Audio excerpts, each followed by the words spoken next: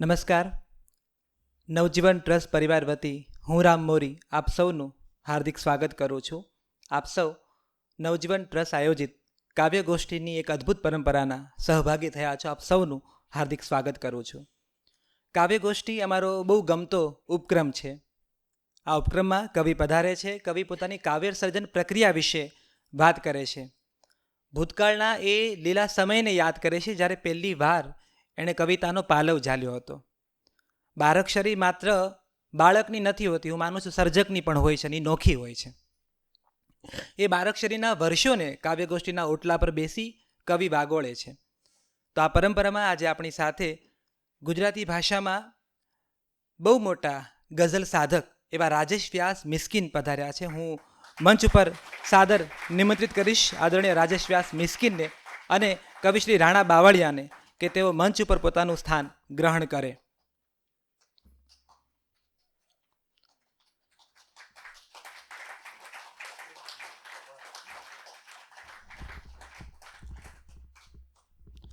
કાવ્યગોષ્ઠીની આ પરંપરામાં એક નોખો ચીલો ચાતરવાનો પ્રયત્ન છે કે સમકાલીન જ્યારે પૂર્વસ્ત્રીઓની વાત કરે, એક એવા સર્જકોની વાત કરે જેને વાંચીને લખતા થયા છે અને જેને વાંચીને કવિતાનો ક ઘૂંટતા થયા છે, એવી પેઢી આવા પુરોગામી કવિઓ વિશે વાત કરે ત્યારે થાય કે રંગોળીની નોખી ભાત ઊભી થાય. આ પરંપરામાં અનેક યુવા કવિઓ પોતાના ગમતા કવિઓ વિશે વાત કરી રહ્યા છે. એવા જ આપણી વચ્ચે રાણા બાવળિયા અત્યારે ઉપસ્થિત છે. રાણા બાવળિયા મૂળે તો ભાવનગરના ગીત કવિ વિનોદ જોશી એમનો સંશોધનનો વિષય, અને જો કોઈ કવિતા કોઈ પ્રકાર કોઈ જો પિયર ગણાતું હોય તો ખલીલ ધનતેજવી એ રાણા બાવળિયાનું પિયર છે. કારણ કે ખલીલ સાહેબ ઉપર એમણે પીએચડીનો એનો વિષય ખલીલ સાહેબ હતા. ખલીલ સાહેબનું સર્જન, સિનેમા, સાહિત્ય, ગીતો એ બધા વિશે રાણાએ ખૂબ ઊંડો અભ્યાસ કર્યો છે. બહુ સુંદર એની રચનાઓ છે. અહીંયા રાષ્ટ્રભાષા કોલેજમાં ગુજરાતીના પ્રાધ્યાપક તરીકે તેઓ ફરજ બજાવે છે. આ કવિ જ્યારે રાણા બાવળિયા લખે છે ત્યારે એ કહે છે કે આપણે બહુ આગળ વધી ગયા છે, સંવાદો માટેના માધ્યમો બહુ વધ્યા છે આપણી પાસે, અને એ માધ્યમોમાં આપણી જૂની ટેવ હજી જતી નથી. આપણને હોંકારો મળે એ અપેક્ષાએ આ કવિ કહે છે કે આપણે ફળિયામાં આજે ઊભા રહીએ છીએ. એ ફળિયું બદલાયું છે અને હોંકારાની રીત બદલાણી છે. એ ફળિયું હવે સ્ક્રીન બની ગયું છે અને હોંકારો એ ડબલ ટીક બની ગયા છે. આ કવિ કહે છે કે માણસની પ્રકૃતિ છે એ મીઠપ છોડીને દરિયા તરફ દોટ મૂકે છે. મોતી શોધવા માટે માણસ કૂદકો મારે છે તળિયા સુધી, અને પછી એને સમજાય છે કે દરિયાના તળિયા સુધી પહોંચાયું પણ એકબીજાના મનના તળિયા સુધી તો ના પહોંચાયું. આ રાણા બાવળિયાનું ભાવ વિશ્વ છે, એનું કવિતાનું વિશ્વ છે. અને પછી કવિ કહે છે કે મારે વિચારોમાંથી નીકળી જવું છે. ક્યારેક આપણને થાય માત્ર મોબાઈલમાં નંબર ડિલીટ કરવાથી કોઈ માણસ ડિલીટ નથી થતો આપણી અંદરથી. તો કવિ કહે છે કે મારે જૂના કરારમાંથી નીકળી જવું છે, મારે તારા વિચારોમાંથી નીકળી જવું છે. અને પછી અફસોસ વ્યક્ત કરે છે કે અખબાર નથી કે પસ્તી થઈ જવાય ને તોય હું બજારમાંથી નીકળું છું. તો આ યુવા કવિ રાણા બાવળિયા, હું એમને વિનંતી કરીશ કે એમના ઝરૂખેથી એમણે જે રાજેશ વ્યાસ મિસ્કિનને જોયા છે એ મિસ્કિનના અમને દર્શન કરાવો. રાણા બાવળિયા.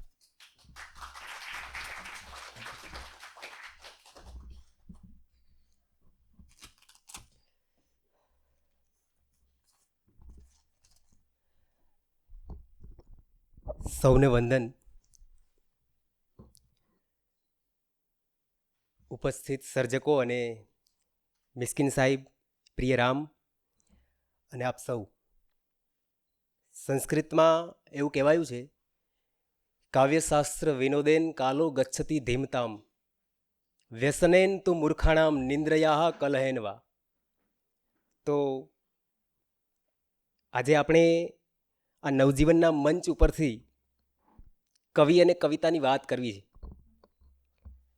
ગુજરાતી ગઝલમાં પરંપરાથી આગળ આવતા આધુનિકો આવ્યા, આધુનિક સર્જકો થયા. એક પડાવ એ આવ્યો અને એ પડાવને કવિતાને આગળ લઈ જવાના વેણમાં જેમનું નામ બહુ જ મોખરાના સ્થાન ધરાવે છે એવા કવિની કવિતા વિશે, એમના સર્જક વ્યક્તિત્વ વિશે આજે મારે વાત કરવી છે. ઓછી મિનિટો છે એટલે એ રીતે હું મારી વાત મૂકીશ. આ કવિ એ છે કે જેમણે શબ્દને કવિતાનો શબ્દ બનાવ્યો છે. આ એ કવિ છે કે જેમણે શબ્દને નવો અર્થ આપ્યો છે. આ એ કવિ છે જેમણે શબ્દનો કાટ ઉતાર્યો છે, એને ચળકતો કર્યો છે અને એને રમણીય બનાવ્યો છે. કાવ્ય સાહિત્યના વિવિધ સ્વરૂપોમાં સર્જનરત રહીને શબ્દના ઊંડાણને તપાસ્યું છે. શબ્દ વિચારની ઉત્કૃષ્ટતાને સમજી છે એમણે. ભાવાવેગને સમાંતર કરીને શબ્દને બરાબર નિખાર્યો છે એમની કવિતામાં. આ કવિનો શબ્દ લક્ષણા અને વ્યંજનાના સ્તરેથી વ્યાપીને અનેકાનેક અર્થ છાયાઓમાં વિસ્તર્યો છે. અને આવા એક મહત્વના કવિ વિશે વાત કરવાની હોય અને એ પણ એમની હાજરીમાં, એટલે આપણો પન્નો બહુ ટૂંકો પડે એ તો હું સહજ આપણે બધા જ જાણીએ છીએ, પણ એ છતાંય હું બોલવાનો છું. અને કેમ કે એટલા માટે બોલવાનો છું કે હું એમને જ્યારે પણ મિસ્કિન સાહેબ એમ કરીને કહું એટલે એ મને કેમ છે દીકરા એવું કહે, તો આ એક એ પરંપરા એ નાતે હું આજે કંઈક બોલવાનો છું. એટલે કવિ રાજેશ વ્યાસ મિસ્કિન એ નામ ગઝલ સાહિત્યમાં ભળી ગયું છે. ગુજરાતી ગઝલને લોક જીભે રમતી કરવાનું કામ જેમ નાઝીર દેખાયાએ કર્યું, ખલીલ ધનતેજવીએ કર્યું, એવું જ મહત્વનું કામ રાજેશ વ્યાસ મિસ્કિન સાહેબે પણ કર્યું છે. એ રીતે પણ એમનું નામ બહુ જ અગત્યનું છે. આ કવિ પરિવારમાં સૌથી નાના, 4 બહેનો અને 3 ભાઈઓ. શહેરમાં જન્મ્યા અને અમદાવાદ જેવા શહેરમાં જન્મ્યા અને ઉછર્યા અને મોટા થયા. ઘરમાં શિક્ષણ અને ધર્મનું બહુ જ મોટું વાતાવરણ એમને સાંપડ્યું. માતા પિતા ભાઈ બહેન બધા શિક્ષકો, એટલે એ પરંપરામાં એક આખી પરંપરા હોય એટલે એમને ભણવાનું એ રીતે થયું. પણ પિતાશ્રી ગણિત અને ગણિતના શિક્ષક, એટલે આપણને એવું લાગે કે શિક્ષકના દીકરા હોય એ બહુ હોશિયાર હોય, પણ અહીંયા થોડું એવું નથી બન્યું. વિદ્વાન શિક્ષકના દીકરા ગણિતમાં બિલકુલ નબળા એવું એમને થયું છે. એટલે ગણિતમાં બિલકુલ નહોતું આવડતું, પણ સમય મળે ત્યારે એ એકલા બેસી રહે, એકાંતને જોયા કરે, એકાંતમાં રહ્યા કરે. એટલે બાળ મિત્રો રમતા હોય તો રમતા રમતા એ રમે નહીં, પણ એ એકલા બેઠા હોય. એટલે એકલા પડવું એ એમને બહુ નાનપણથી આ રીતે મળ્યું છે. તો કોઈ એવું કહેલું પણ ખરું કે આ બધાથી જુદો છે. આ જુદાપણું જે છે ને એ કવિને જુદી રીતે આગળ લઈ જાય છે, એમના વ્યક્તિત્વ ઘડતરમાં બહુ જ મોટી ભૂમિકા રચી આપે છે. આ બધાથી જુદા પડવાનું વલણ એ રીતે કેળવાયું. કોઈએ કહેલું પણ ખરું આ રીતે, સામે એક મંદિર જ્યાં રહેતા હતા અને સામે મંદિર પેલા પંડિત ચંદ્રપ્રભા આવે ત્યાં આગળ, એટલે એ જોયા કરે. તો એમણે એવું કહેલું કે આ બાળક સંન્યાસી થઈ જશે. આ મમ્મી પાસે વાત ગઈ એટલે મમ્મી એને આમ છાતીએ વળગાડી રાખે ને આવું બધું. તો પિતાશ્રી પાસેથી અને બા પાસેથી આમ સહજ બનતા શીખ્યા. જીવન તો નદીની જેમ વહેતું રહે. તો બાળપણમાં ઉમાશંકર જોશી, રાજેન્દ્ર શાહ, પ્રિયકાંત મણિયાર, સુંદરમ, બાલમુકુંદ દવે, આ બધા સર્જકોને સાંભળવાનું થયું. એમને સાંભળ્યા અને એ રીતે કવિતાનો સંસ્કાર એમનામાં ઝીલાયો, રોપાયો. આ સંસ્કાર આખો શાળા જીવન દરમિયાન એમણે ક્યારેય સ્પર્ધામાં ભાગ નથી લીધો, ભાગ એને લેવું નથી ગમ્યું. તો શારદાગ્રામ ભણવા ગયેલા, એટલે ત્યાં આગળ ભણવાને બદલે ત્યાં આગળ આંબાઓ, નાળિયેરીઓ, છીપલા, શંખલા એમાં બધે જોવું ગમે. એમને સવારમાં કામ કરવું ખૂબ ગમે. એક વખત 9મા ધોરણમાં કાવ્ય પઠન કર્યું હશે અને એમને તોટક છંદમાં, અને એમને છંદ આવડતો હશે અને એ રીતે એમને પહેલો નંબર આવ્યો. જે સર્જક કવિતા સ્પર્ધામાં નથી માનતા અને તેમ છતાં એ ભાગ લેવે છે અને પાછો નંબર પણ આવે છે. એ જ અરસામાં ઈડરમાં સાહિત્ય પરિષદનું જ્ઞાન સત્ર હતું અને જ્ઞાન સત્ર દરમિયાન ગની દહીંવાલા સાહેબનો પરિચય થયો. એ સમય દરમિયાન શારદાગ્રામમાં હતા ત્યારે મહેમાનો આવે ને એટલે એમને કહે કે અમારો એક ત્યારે કવિતાઓ લખવાની શરૂઆત થયેલી, એટલે સામયિકમાં છપાતી પણ ખરી. કુમાર અને બુદ્ધિપ્રકાશ જેવા સામયિકોમાં, પ્રતિષ્ઠિત સામયિકોમાં એમની કવિતાઓ આવતી. તો કોઈ પણ મહેમાન આવ્યા હોય તો સાહેબ એવું કહે કે અમારો એક કવિ છે, અમારો પોતાનો કવિ છે, એમ કરીને રજૂ કરે, એમની સામે મૂકી આપે. તો ત્યાં આગળ ગયેલા એટલે ગની દહીંવાલા સાથે પરિચય થયો અને ગની દહીંવાલાએ એમને કહ્યું કે તું કવિતા લખેશ તો સંભળાવ મને. એટલે ચાલતા ચાલતા એમને કવિતા સંભળાવી એટલે હૃદયની વેદનાનો આંસુથી અણસાર આપું છું, કથા પૂરી નથી કહેવી, નીતર તો સાર આપું છું. આ પેલી કવિતા એમને એટલે એ સંભળાવી એમને. અને એમણે પછી કહ્યું કે આ તો ગઝલ છે. ત્યાં સુધી મિસ્કિન સાહેબને હું ગઝલ લખું છું એ ખબર નહીં. આ એક છંદમાં કવિઓ એવું હોય કે છંદમાં છંદ ન આવડતા હોય તેમ છતાં પહેલાં કવિતા છંદમાં આવે, એમ છંદમાં લખાય ને પછી ખબર પડે કે પહેલાં કવિતા લખાય ને પછી છંદશાસ્ત્ર વિશે અભ્યાસ થાય. તો આવું બનેલું છે. ગની દહીંવાલાએ ખૂબ એમનો રાજીપો વ્યક્ત કરેલો અને એ આખી વાત. હવે મિસ્કિન સાહેબનું જે ઘર છે એ ઘરની પછી તે દેરાસર આવેલું છે, સામે મહાદેવનું મંદિર છે, સામે ગુરુદ્વારા છે. એટલે આ બધું એક વાતાવરણ. તો એના પછીના દિવસો દરમિયાન ગની દહીંવાલા અને શેખાદમ અબુવાલા એમના ઘરે આવેલા. એટલે એમને એવું કહેલું કે તું બહુ ભાગ્યશાળી છો. કેમ? તો કે તારે વાટકી વ્યવહાર છે ને એ બધો ઈશ્વર સાથે છે. આવું એમને કહેલું. સામે આ બધું આખું એક પરિસર એક વ્યક્તિત્વને ઘડવામાં કેટલી બધી મહત્વની ભૂમિકા ભજવે છે. તો આ આવું એક વાતાવરણ એમને મળ્યું છે. એ દિવસો દરમિયાન કવિતાઓ ખૂબ વાંચી, કવિઓને વાંચ્યા, પૂર્વસૂરીઓને આત્મસાત કર્યા, એમને વાંચવા. સુંદરમે એવું કહેલું કે અનુભવ વગર કશું લખવું નહીં. વાક્ય બહુ નાનું છે પણ આ ક્યાં સુધી છેક અત્યાર સુધી કામ લાગે છે એમને. એવું એમની એક કેફિયતમાં મેં સાંભળ્યું એમની. તો ઉમાશંકર જોશીને મળવાનું થયું અને ઉમાશંકર જોશીએ એવું કહેલું કે તું ગીત ને બીજું બધું લખે છે પણ તારો અવાજ છે એ ગઝલમાં બરાબર ઉઘડશે. આવું એમણે કહેલું. રાજેન્દ્ર શાહ સાથે અહીંયા ગુજરાત વિદ્યાપીઠની અહીંયા આગળ આવેલા અને પૂજ્ય બાપુ આવેલા અને રાજેન્દ્ર શાહ એમને લઈ ગયેલા પૂજ્ય બાપુને મળવા. અને પૂજ્ય બાપુએ મિસ્કિન સાહેબને એવું કહ્યું કે આવો મિસ્કિન સાહેબ એમ. એટલે સાહેબ એવું સંબોધન પહેલી વખત પૂજ્ય બાપુએ કર્યું એમ. તો એ પણ એમને બહુ એક અનુભવ છે ખાસ. તો આ સિવાય આ બધા સર્જકો સાથેનો, એમના સમકાલીનો સાથેનો જે ઘરોબો છે એ કવિતાને સંકોરવામાં, કવિતાની દિશામાં લઈ જવાનો એક બહુ મહત્વનો પડાવ હોય છે. તો આ રીતે એમનું વ્યક્તિત્વ ઘડાતું ગયું, કવિનું વ્યક્તિત્વ. અને આ સિવાય મરીઝ સાહેબ, કાકા સાહેબ આ વગેરેની છાપ પણ એમના વ્યક્તિત્વ ઘડતરમાં બહુ જ મોટી રહી છે. કોલેજ સુધીનો અભ્યાસ, સ્નાતક અનુસ્નાતક થયા. એમણે એમફિલ કર્યું ગુજરાત વિદ્યાપીઠમાંથી, પીએચડી થયા. એટલે શિક્ષક ઘરમાં વાતાવરણ ને એટલે એ જ લાઈનમાં ગયા પણ એ સંજોગો ન પ્રાપ્ત થયા. મતલબ કે એ જુદી દિશામાં. આદિલ મંસૂરી અહીંથી ન્યુયોર્ક ગયા અને એમની જગ્યા જે નોકરી કરતા હતા તો એ જુદી દિશામાં, એ આ શિક્ષણનું ક્ષેત્ર છોડીને એ દિશામાં જતા રહ્યા. એટલે બાળપણમાં આ બધાની છાપ. તો આદિલ મંસૂરીની જગ્યાએ એટલે ફિલ્મી જગતમાં પ્રવેશ કર્યો એમ, મીડિયા સાથે ને એ રીતે. તો વ્યાવસાયિક ધોરણે પછીના દિવસો દરમિયાન કાયમ એમને સંઘર્ષરત રહેવું પડ્યું કવિને. મિસ્કિન સાહેબનો આ મિસ્કિનનો અર્થ જ આમ તો ગરીબ માણસ એવો થાય છે. ગરીબ માણસ એટલે તો ખલીલ એમના સાથે જોડાય છે.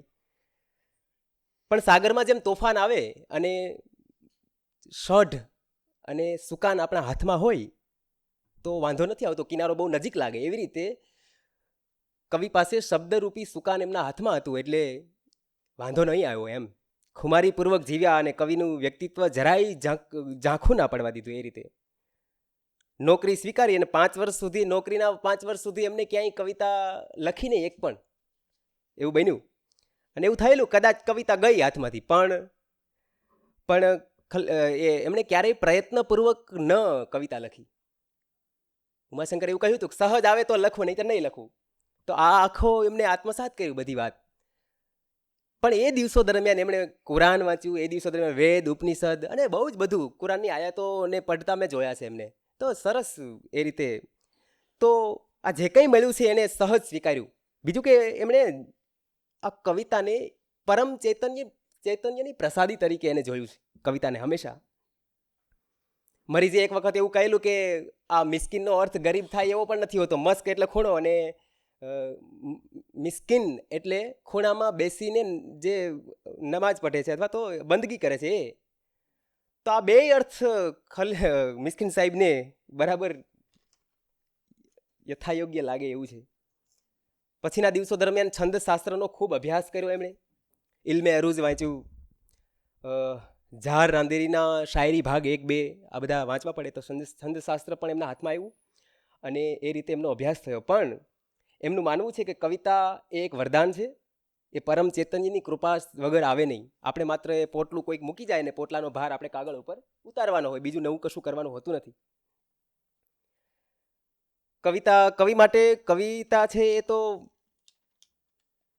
જળમાં નામ લખવા જેવું કામ છે, પાણીની મૂર્તિ બનાવવા જેવું કામ છે. એટલે એ નામ લખવાની કે પાણીમાં મૂર્તિ બનાવવાની ઘટના, અને એ છતાંય આ બધું ગોઠવાઈ જાય છે. સંસ્કૃતમાં એવું કહેવાયું છે, કાવ્યશાસ્ત્ર સંસ્કૃતમાં એવું કહેવાયું છે કે કિમ કાવ્યસ્તસ્ય કાવ્યાની કિમ કાંડેન ધનુર્ધર પરસ્ય હૃદયમ લગ્નમ ન ધૂર્ણયતી યશ્વર. એવા કવિના કાવ્યથી શું અને એવા બાણાવળીના બાણથી શું જે બીજાના હૃદયમાં લાગે અને માથું ન ધૂણી જાય. તો આ પ્રતિભાથી જે શબ્દ આવે એને લખવો એવું મિસ્કિન સાહેબમાં જોવા મળે છે. તો શરૂઆતથી લઈને આજ સુધી આવતા અનેક ગઝલો રચી છે, ગીતો લખ્યા, અન્ય સ્વરૂપોમાં સર્જનરત રહ્યા. સાહિત્યમાં પાડેલો શબ્દ કાયમ નવા નોખા સ્વરૂપે પ્રગટ થતો રહ્યો, ઝીલાતો રહ્યો. એટલે ઝીલાતો રહ્યો, પડઘાતો રહ્યો અને પોંખાતો રહ્યો. હરીન્દ્ર દવે સ્મૃતિ પારિતોષિકથી લઈ અને હમણાં છેલ્લે આદ્યકવિ નરસિંહ મહેતા એવોર્ડ સુધીની એક યાત્રા એની સાથે જોડાય છે. આવા એક મજબૂત કવિ વિશે એમની પાસેથી જે મજબૂત ગઝલો મળી, આપણા સૌના હૈયે વસેલી કેટલી બધી કવિતાઓ. તારું કશું ન હોય તો છોડીને આવતું, ને તારું જ બધું હોય તો છોડી બતાવતું. આવી અનેક કવિતાઓ, કેટલી બધી લોક હૈયે વસેલી કવિતાઓ. આવી સત્વશીલ અને મૂલ્યવાન ગઝલો એમણે આપી છે. કવિતાનો શબ્દ એમની ચેતનાને સતત સંકોરતો રહ્યો છે. કવિએ નિજની આંખે કરેલા નિરીક્ષણોનું કવિતામાં આલેખન કરવું એમને ઇષ્ટ લાગ્યું છે. ઘણીવાર કવિતા કવિને અતિક્રમી જતી હોય, ભાવ જગતની અસીમ શક્યતાઓ એ ખોલી આપતી હોય, ઉઘાડી આપતી હોય. ભાવ અને વિચારનું જે સામંજસ્ય છે એ કવિતામાં આ રીતે મિસ્કિન સાહેબની કવિતાઓમાં આવે છે. ગઝલમાં જે પણ કહેવું છે એ નમણી રીતથી કહેવું એવું એમને ઇષ્ટ લાગ્યું છે. ઘણી વખત કવિ શબ્દ પાસે આવીને મૌન ધરે છે અને ત્યાંથી ઊભી થતી વ્યંજના ભાવકને આનંદ આપે છે. કલા સાહિત્યમાં ગઝલ સાહિત્ય ઘણા યુગ આવ્યા એમાં ગઝલ સાહિત્યમાં, કલાપી યુગ ને શહીદા યુગ ને એમ. અને મારે આજે એવું કહેવું હોય તો હું બહુ એવું કહી શકું કે આજે મિસ્કિન યુગ ચાલી રહ્યો છે.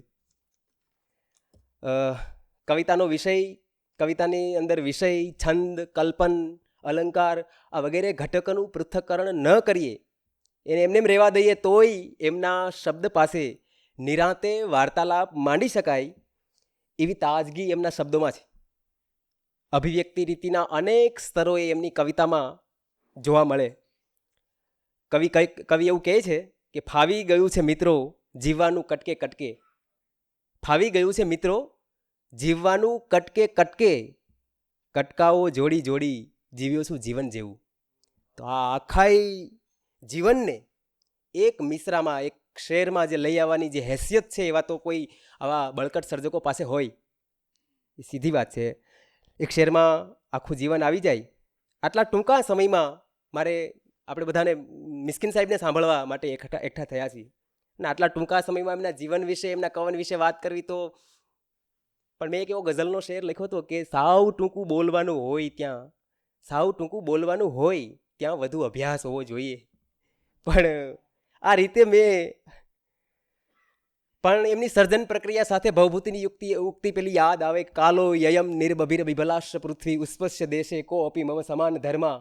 આમ કરીને કોઈક ભવિષ્યમાં આવશે અને વળી પાછા એમની પણ ભવિષ્યમાં પણ મિસ્કિન સાહેબની કવિતા વિશે કંઈક માંડીને વાત કરશું નિરાતે. તો આટલી તક મને આપી એના માટે મિસ્કિન સાહેબની હાજરી હોય અને મિસ્કિન સાહેબ વિશે બોલવાનું હોય એ તો મારું સદભાગ્ય કહેવાય. પ્રિય રામ નવજીવન ટ્રસ્ટ, કવિ રાજેશ વ્યાસ, મિસ્કિન સાહેબ અને ઉપસ્થિત આપ સૌ સર્જકોને વંદના કરી અને મારી વાતને વિરામ આપું છું. Thank you so much. Thank you.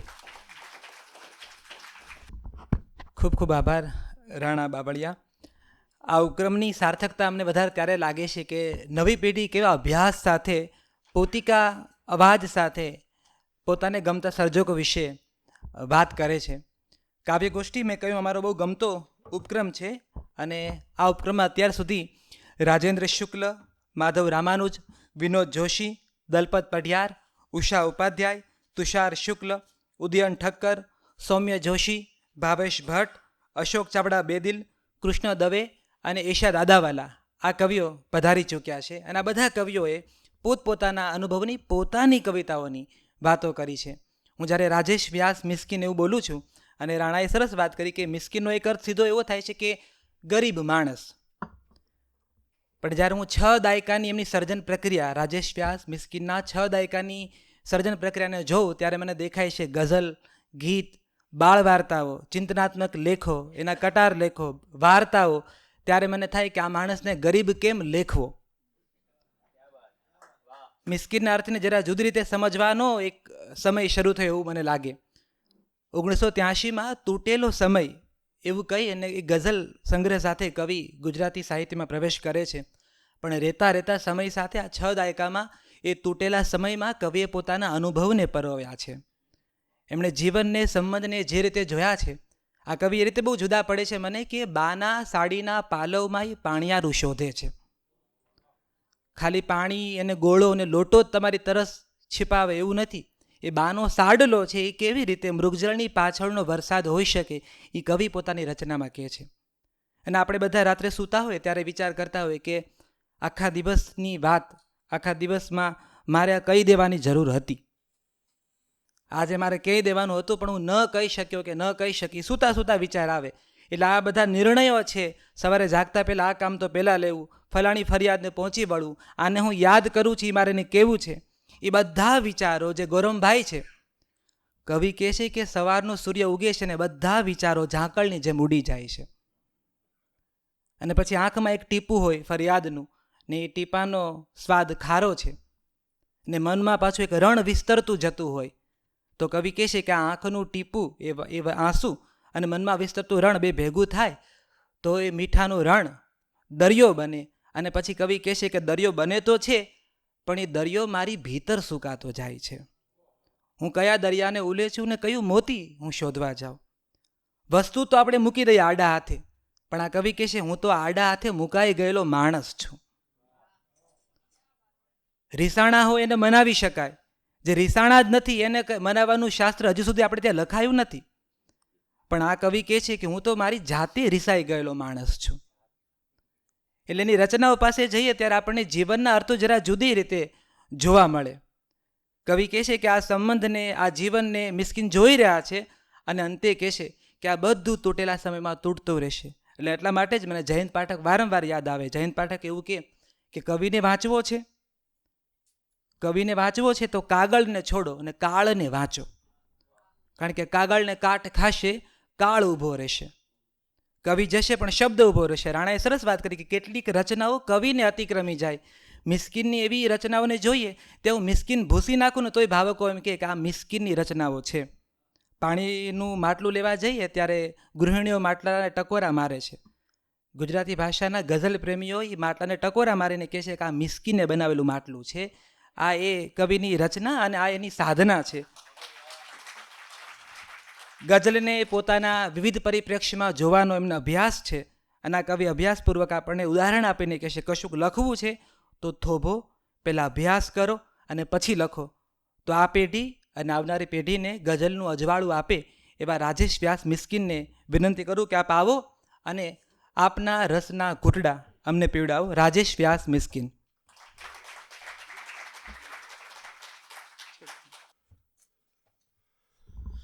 આપ સૌને વંદન. અને આજે જે યોગ ઊભો થયો છે એને માટે મને આનંદ થાય છે. મને કશું પૂછ્યા વગર પણ મારા જીવન વિશે આટલું બધું સરસ એણે કહ્યું, એ પણ બહુ સારું લાગ્યું. આજથી લગભગ 12-15 વર્ષ પહેલાં વિચાર એવો આવ્યો હતો કે હું જો આત્મકથા લખું તો શું લખું. પછી વિચાર આવ્યો હતો કે આત્મકથા તો આપણી જાતને વધારે ઉજળા દેખાડવાની હોય છે, પછી લાગ્યું કે મારી ગઝલ યાત્રા વિશે લખું તો વાતમાં કંઈક સારું લાગ્યું કે આ હું લખીશ. આત્મકથા હોય તો એનું પહેલું અને છેલ્લું પ્રકરણ કયું હોય તો એ આ છે. અને આ 15 વર્ષ પહેલાં કઈ રીતે ગઝલ લખું છું એ પ્રશ્ન મનમાં થયેલો. ગઈકાલે ગાંધીનગર કોલેજમાં વાત કરતો હતો તો ઘણા બધા છોકરા છોકરીઓએ પૂછ્યું કે ગઝલ કઈ રીતે લખાય. તો મેં કહું આમ ચાલતા ચાલતા તો નહીં કહું, પણ તું ગઝલ વાંચ, પૂર્વસૂરીઓને વાંચ, છંદોને વાંચ, અને બધું વાંચ, બહારનું ચારે બાજુનું જગત વાંચવાનું નહીં, માત્ર જોયા કરો તોય મજા આવે. પછી મનમાં આવ્યું કેમ ગઝલ લખું છું, આ ગઝલો કઈ રીતે લખાય છે, ગઝલની સર્જનની પળોમાં હું કેવો હોઉં છું, વધુ સરસ ગઝલો ક્યારે લખાઈ છે. આવા અનેક પ્રશ્નો હું મને પૂછતો ગયો. જેમ લલિતા સહસ્ત્ર લખ્યું ત્યારે 2.5 વર્ષ માટે ક્યાંક ગુમ થઈ જવાયું હતું. આ લેખ લખવાની શરૂઆત કરી અને પૂરો થયો ત્યાં સુધીમાં 7 દિવસમાં 2-3 દિવસ નાહ્યો, બાકી તો જમવાનું 1-2 વાર ભૂલી ગયો. પણ જે કહેવું હતું એ કંઈક મને અંદરથી આયા કરતું હતું. જ્યારે કોઈ ગઝલ શિબિરમાં જવાનું થાય, એનું સંચાલન કરવાનું મળ્યું, ત્યારે મોકળા મને ઈચ્છા હતી કે વાત કહું, પણ મતલા મગતા કાફિયા રદીફ કરીને ફરી પાછા આવી જવાનું થાય. આ મતલા મગતા કાફિયા રદીફની પાછળ પણ કશુંક છે એ વાત હતી, પણ વાત કદી બની જ નહીં. વાત એ ભૂમિકાની હતી કે એ પળ ક્યારે જીવનમાં પાકે છે એની રાહ જોવાની હતી. રાહ જોતો હતો. બરોબર આજથી 11 વર્ષ પહેલાં મોડાસા કોલેજમાં આ તક મળી. અને પેલું કેમ કહે છે ને કે એક નાટક વારંવાર એના પ્રયોગો થાય અને જેમ ઘૂંટાતું જાય ત્યારે આપણને એક વધુ સારો પ્રયોગ, 25મો પ્રયોગ કે 20મો પ્રયોગ મળે. આ કદાચ આ મારું વ્યાખ્યાન તો મારે મરીઝની બાબતમાં કહું તો મરીઝ એક વાત મેં દુનિયાથી સંતાડી ન રાખી હતી. ગયો કહેવા ત્યાં પછી જાણ્યું કોઈને એમાં રસ ક્યાં છે. અને મારે વાત હતી કે આ જે લખી રાખી હતી એ કોઈને ગમશે કે કેમ, પણ ચાલી કાઢી. ઘણા બધા મિત્રોને ગમી, જુદા જુદી જગ્યાએ રજૂ કરી. અને મને પણ એમ લાગ્યું કે હા મારામાં શું શું લખવાનું બાકી છે. એટલે એ ભૂમિકા કદાચ આજે આ પળે પાકી. જણા દીકરા એવું છે કે કેવો યોગાનું યોગ કે આ 15 વર્ષે એ લેખ બરોબર. અને આપણું સરસ છે, સમર્થ રામ કહે છે કે તમારા મનમાં શું હોય છે, તમે ક્યારે લખો છો, તમે કઈ રીતે લખો છો, આ કવિતાના છંદો પાછળની આખી તમારી દુનિયા છે એ બધું જણાવજો. અને મને લાગ્યું કે હું એના વિશે વાત કરું. આમ બિલકુલ અમારી અંગત અનુભૂતિ છે, પણ આપની સાથે વહેંચવાનો જે આનંદ આવ્યો છે ને એને તક મળી છે, એનું ગૌરવ અનુભવું છું. અંદરથી અગન જેવું આખી જિંદગી એક અજંપો જ રહ્યો છે. અંદરથી અગન જેવું, બહારથી પવન જેવું, આ શું દઈ દીધું તે મિસ્કીનને મન જેવું. ને ફાવી ગયું છે મિત્રો મરવાનું, કટકે કટકે કટકાઓ જોડી જોડી જીવ્યો છું જીવન જેવું. આ એ શેર 1973-74માં મારી માતાની વાત કરીને તે વખતે એક શેર લખેલો કે મારી બાને કોઈએ કહ્યું હતું કે આ કાતો થઈ જશે સાધુ, એટલે મારી બા જરાક સાચવીને રાખે. ચંદ્રપ્રભા સાગરજી જૈન ધર્મના બહુ જ અગ્રગણ્ય અને આદરણીય, અને એક જ્યોતિષી એ વખતે પણ હતા, બહુ નામ, એમણે કહેલું હતું કે આ છોકરાને પાણીની ઘાત છે. આ બે વસ્તુની અઘરી હતી. એક મકતા જડ્યો એમાંથી. મિસ્કિનનો હાથ જોઈને કહ્યું તું જોશીએ આ તરસ્યાના નસીબમાં પાણીની ઘાત છે. મિસ્કિનનો હાથ જોઈને કહ્યું તું જોશીએ આ તરસ્યાના નસીબમાં પાણીની ઘાત છે. ખૂબ તરસ્યો આદમી છું, ખૂબ તરસેલો આદમી છું. ગઝલ, તરસ, કૂવો, જળ, તૃપ્તિ, આ બધા શબ્દો મારી ગઝલ યાત્રામાં અભિન્ન રીતે જોડાયેલા છે. પણ જરા વિગતે વાત કરું તો બાળપણથી ગઝલ સાથે ગરોવો. કહેવત છે ને કે સુખમાં સાંભળે સોની અને દુઃખમાં સાંભળે રામ. પરંતુ મારા જીવનમાં તો સુખ હોય કે દુઃખ, મને ગઝલ જ સાંભળી છે. જે પહેલી કવિતા લખી અને ગઝલ કહેવાય એ ખબર નહોતી. ભાઈ રાણાએ કહ્યું એમ 1970ની સાલ હશે, ત્યારથી લઈને આજ સુધી ગઝલ લખતો રહ્યો છું. સતત લખતો રહ્યો છું. કદાચ હજારોની સંખ્યામાં ગઝલ, કારણ કે આ દસમો સંગ્રહ પ્રગટ થયો, પણ હજુ મને લાગે છે કે હજુ થોડાક થશે, કારણ કે 2 પ્રતો તૈયાર છે. અને આ બધી ગઝલોને હું 3 ભાગમાં વહેંચી નાખું છું. શરૂઆતની ગઝલો છે ને એ કૂવા ગાળવા જેવી વાત છે. ગઝલો લખતો ગયો અને એક કૂવો ખોદતો ગયો. જિંદગીમાં કૂવો ખોદવાની પ્રક્રિયા ખૂબ મજાની છે. શરૂઆતમાં જમીન ઉપરનો ભાગ ખોદાય. આપણને એમ લાગ્યા કરે કે આ 25 ફૂટનું એ લોકો અંતરે ભાગ પાડતા હોય છે. આપણે ત્યાં જીવનમાં વર્ણાશ્રમ અને પેલો આશ્રમો પણ 25 વર્ષ, ગૃહસ્થાશ્રમ 25 વર્ષ, વાનપ્રસ્થાશ્રમ બધું 25 વર્ષનો આશ્રમ હોતા કરે. પછી 25 વર્ષ પછી જીવનનો રંગ પાછો બદલાય. આ 25 ફૂટની માટીના જે રંગ છે ને બદલાતા હોય છે. થોડાક ફૂટ ઊંડે જાઓ એટલે ખોદો એટલે ભેજવાળી માટી ચાલુ થાય. પછી આ કૂવાઓ ખોદાતા હતો તો હું ત્યાં આવી જઈને દિવસો સુધી બેસતો હતો. કલાકો સુધી કૂવા ખોદાતા, આંખ સામે જોયા. ઘરમાં એક કૂવો આંગણામાં છે, એ કૂવો ખોદાતો હતો તે જોયો છે. પછી રગડો માટી આવે, એ પૂરી થઈને પછી રેત અને કાંકરી ચાલુ થાય. ત્યાં પાછો કોઈ પથ્થર નડે અને ફરી પાછો એ પથ્થર તોડવો પડે. એ પથ્થર તૂટ્યા પછી ડોળું પાણી ચાલુ થાય. બીજા 20-30 ફૂટ ઊંડે ઉતરો એટલે પાણી આવે. અને ત્યારે પેલા ખોદનારા કહે ને એક પહેલી નદી મળી. આ પહેલી નદીનું પાણી ખાસ પીવા લાયક નથી હોતું. વળી એ પાણીનો જથ્થો બહુ ન હોવાને કારણે ઉનાળામાં સુકાઈ પણ જાય અને બીજા થોડાક ફૂટ વધારે ઊંડે ઉતરવું પડે. બીજા થોડાક વધુ ફૂટ ઊંડા ઉતર્યા પછી બીજી નદી મળે છે. આ બીજી નદીનું પાણી ચોખ્ખું અને સરસ હોય છે. ક્યારેક વધારે ઊંડે ઉતરીને ત્રીજી નદી પકડવી પડે છે, કારણ કે આ પાણી પણ જતું રહેશે તો. અને ક્યારેક કહે છે કે આ વિસ્તાર જ એવો છે કે નદી સુકાઈ જાય છે, વધારે ઊંડે જવું પડે છે. આ ત્રીજી નદીનું પાણી ચોખ્ખું હોય છે. આમ જોડકણા ખોદતા ખોદતા કાવ્યનું સ્વરૂપ જડે છે. એ ગઝલ હોય, અછાંદસ હોય, સોનેટ હોય, ગીત હોય, એ સ્વરૂપમાં ઊંડે ઉતરતા ઉતરતા તેના લયનો, તેના છંદનો, તેના મિજાજનો પરિચય થાય છે. ટૂંકમાં ઘણી કવિતાઓ લખ્યા પછી કવિતાની માટી થોડીક ભીની થઈ હોય છે. પણ આ સમયગાળો એવો હોય છે કે આપણે આપણી જાત ઉપર જ મુગ્ધ હોઈએ છીએ. જે લખ્યું તે ઉત્તમ એમ માનતા હોઈએ. હોંશે હોંશે તે પ્રકાશિત કરવા મોકલીએ અને છપાતું પણ હોય છે. આ ગાળામાં શુદ્ધ કવિતાની નજીક જઈએ હોઈએ છીએ ખરા, પણ તોય કાંકરા, ડહોળ, રગડો તો હોય જ.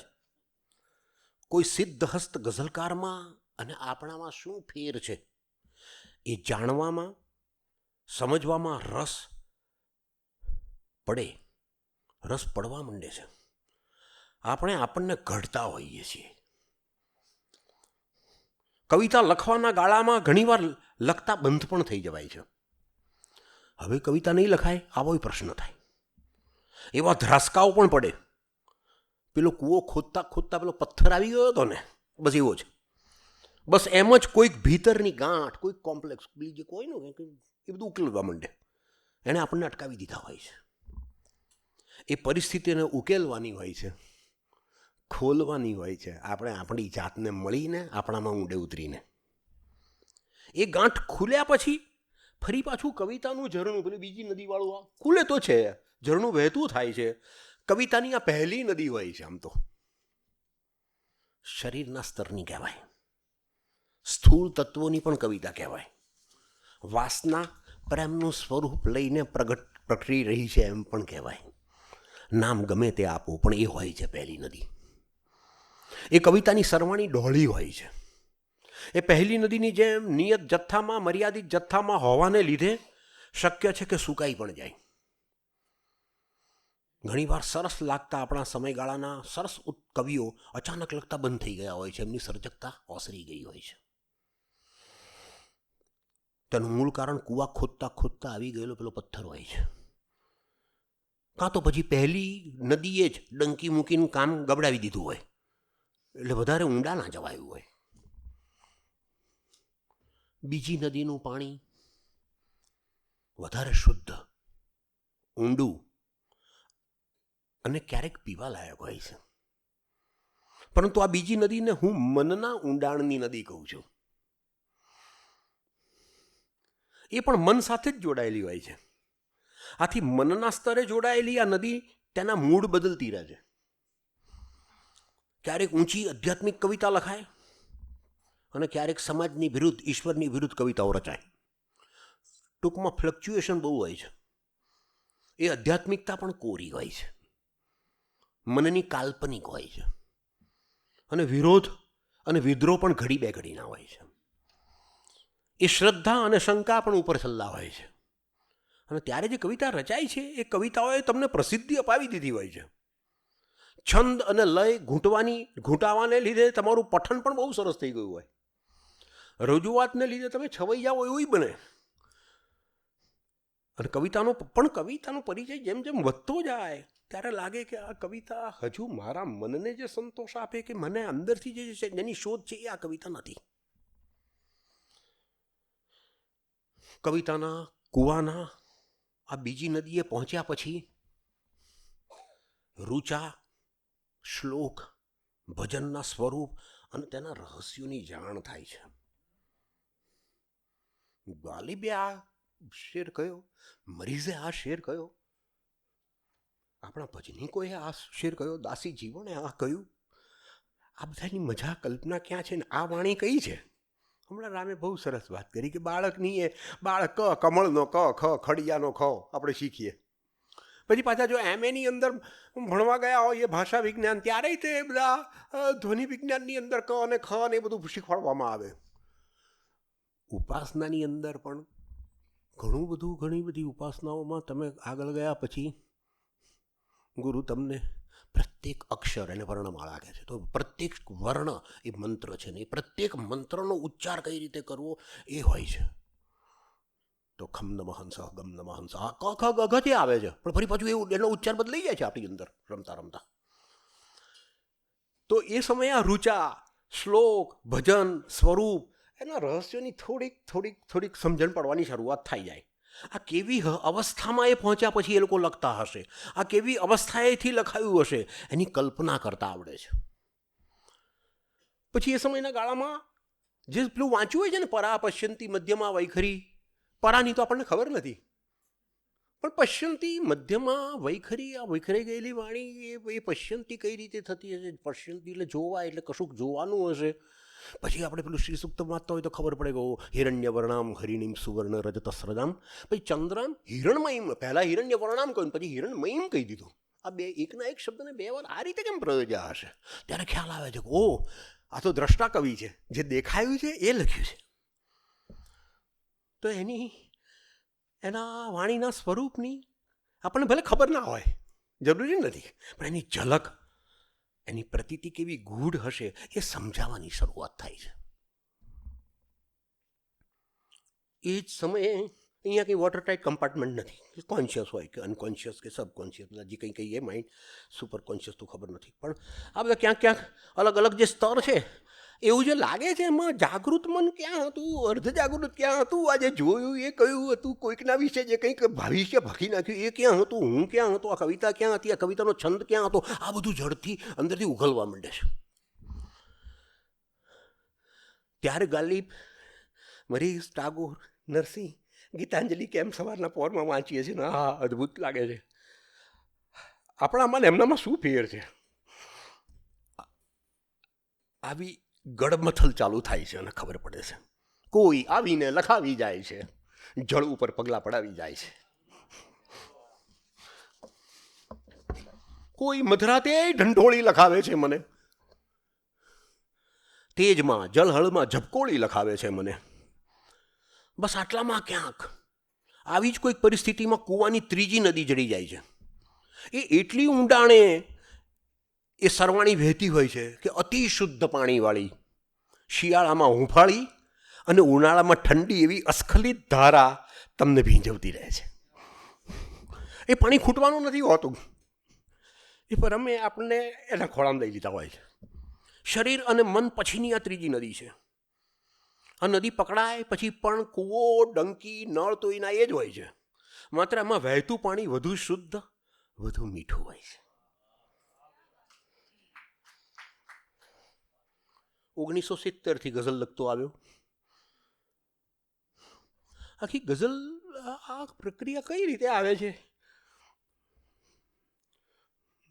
તો એકવાર મેં પ્રશ્ન સુંદરમને પૂછેલો કે અમારી શાળામાં આવે ને મને કાયમ હંમેશા પ્રિન્સિપાલ આચાર્ય પૂજ્ય બાપુજી શારદાગ્રામના મનસુખરામ જોબનપુત્રાએ ધરી દે કે આ અમારો કવિ છે અને મારે એમની સેવા કરવાની હોય તો હું જરા વંદન કરીને બધું પૂછવું હોય તો એમણે તાજી કવિતા સંભળાવી હતી. ધંધુકાની સ્કૂલની અંદર એમણે કોઈ કવિતા ત્યાં ગયા હશે અને પછી અમને કહ્યું કે જુઓ ભાઈ, આ વિશાળ નિશાળમાં એમ કરીને જો આ વિશાળ ને નિશાળ સાથે આવ્યું અને પછી જો આ કઈ રીતે છંદ આગળ જાય છે એમ મને કરી મને અર્થ સમજાવ્યો. તો મેં કહ્યું કે ટૂંકમાં એ કવિતા બુદ્ધિથી નહીં, એ છંદ એમને લઈ જાય એમ લખે છે કવિતા. તો પછી જુદી જુદા કવિઓ પાસેથી જે શીખ્યો, જોયું, વાંચ્યું, બે શબ્દો વચ્ચેની ખાલી જગ્યા પાસેથી મારે ક્યાંથી વળવાનું છે એ ખબર પડી. એમાંથી મેં પ્રગટતા લઈને જોયો છે, મુગ્ધ થઈને માણ્યો છે.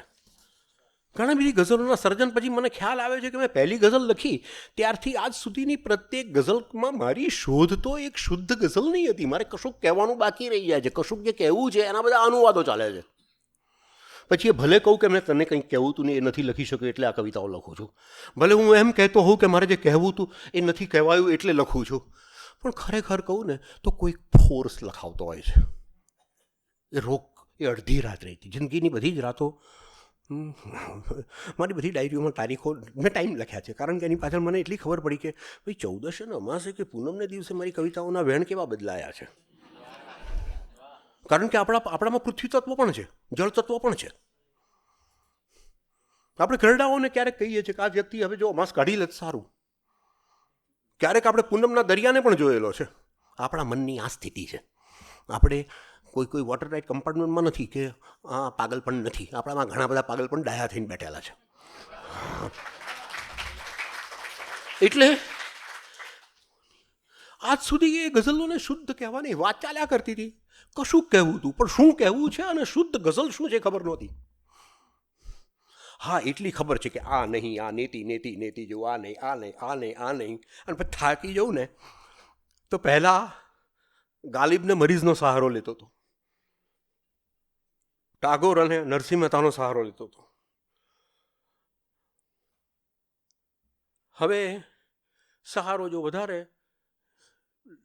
ઊંડાણથી લઉં તો સાહેબ હું હવે થોડાક મંત્રોનો ને ઉપનિષદોનો સહારો લઉં છું. એક ભાઈ મને આપણા બહુ ગુજરાતી ભાષાના પરમ આદરણીય મારી સાથે બધી ચર્ચા કરે પણ પરમ આદરણીય, પણ એ બધું કહે કે મિસ્કિન વાંચો, કાફકા, કામો, સાત્ર એ બધાને વાંચો કે છે. પણ સાહેબ હું આ બધામાંથી જ બહાર નથી આવી શકતો, તો હું ત્યાં ક્યાં પહોંચું? અને પછી એમને મેં વાતચીત કરતાં કરતાં કહ્યું કે એમણે મને એક કવિતા સમજાવી. મને બધા માટે બહુ આદર છે, કાફકા, કામો આદર, પણ મને તો મારા જ ઘરમાં કેટલું એવું છે એ જ જોતા જો આવડ્યું નથી, ત્યાં ક્યાં છે ક્યાં જોવા જવું. તો મેં એમને વાત કરી હતી કે જુઓ કે કવિતાની અંદર કેવું આવે છે, મંત્રાણામ માતૃકા દેવી, શબ્દાનામ જ્ઞાનરૂપિણી, જ્ઞાનાનામ ચિન્મયાતીતા, શૂન્યાનામ શૂન્ય સાક્ષિણી. મંત્રાણામમાં હું મંત્રો કરું છું ત્યારે તું માતૃકાઓ રૂપે છે, અક્ષરો રૂપે છે. મંત્રાણામ માતૃકા દેવી, શબ્દાનામ જ્ઞાનરૂપિણી, શબ્દોની અંદર તું જ્ઞાન રૂપે રહેલી છું. જ્ઞાનાનામ હું જ્ઞાન સુધી પહોંચ્યું છું તો ચિન્મયાતીતા, જ્ઞાનાનામ ચિન્મયાતીતા, અને શૂન્યાનામ શૂન્ય સાક્ષી, શૂન્ય થવાનો પણ અનુભવ કરું છું. તો પેલા ભગવાન બુદ્ધે કહ્યું છે મહાશૂન્યની વાત, એ તો તમને લાગે છે કે તું તો મહાશૂન્ય છે. ક્યાંથી તને પહોંચું? મને કે આનો અનુવાદ કરો. મેં કહું થયેલા જ છે, જે એની પાસે બેઠા છે એની પાસે એણે એનો અનુવાદ મોકલી આપ્યો છે. તો હા, નામ ગઝલ, ધર્મ ગઝલ, જાતિ પણ ગઝલ, અમને ગઝલ સિવાય કશું પણ ના આવડે. ને કે ને કહેજો કમાય છે હવે રાજેશ, જા ઘરે, એ ભૂખ્યો તરસ્યો રાજીઓ જો કોઈ ન જડે.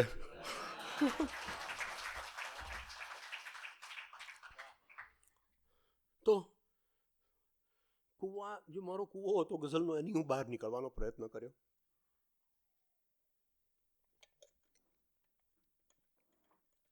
એટલે એને લીધે પણ મને ગઝલ ખૂબ ઉપકારક થઈ. એટલે પેલું ઇશ્કે હકીકી, ઇશ્કે મિજાજીની સમજણ પડી. ખલીલ અહમદ અલ બસરી ગઝલના છંદો વિશે શૂન્ય પાલનપુરીએ વાત કરી છે કે એક કઠિયારાને કુહાડીના અવાજમાંથી છંદોસ ખ્યાલ આવ્યા. મને પૂર્ણ આદર છે, પણ જે એની પાસે બેઠો છે ને પલાઠીવાળીને, એને માત્ર લાકડામાંથી જ નહીં, ઝરણામાંથી, પથ્થરમાંથી, ફૂલમાંથી, બધામાંથી એ અવાજ સંભળાઈ શકે છે. એ લય સંભળાય છે. એ લય અને આ લય સાથે જોડાઈ જઈએ તો આ જગત જોવા મળે, નહીં તો ના જોવા મળે. નહીંતર પછી હાર્ટ બીટ્સ પણ બંધ થઈ જાય. પંખાને એનો લય છે, ફૂલને એનો લય છે. એટલે ક્યારેય પછી સ્વરૂપ ભિન્નતાના ઝઘડા ના રહ્યા મનમાં. રામ ભગવાન મોટા કે કૃષ્ણ ભગવાન, શંકર કે મહાવીર, એ બધું ના રહ્યું મનમાં. આ ઝઘડાઓ કરવા જેવાય નથી એવું લાગ્યું.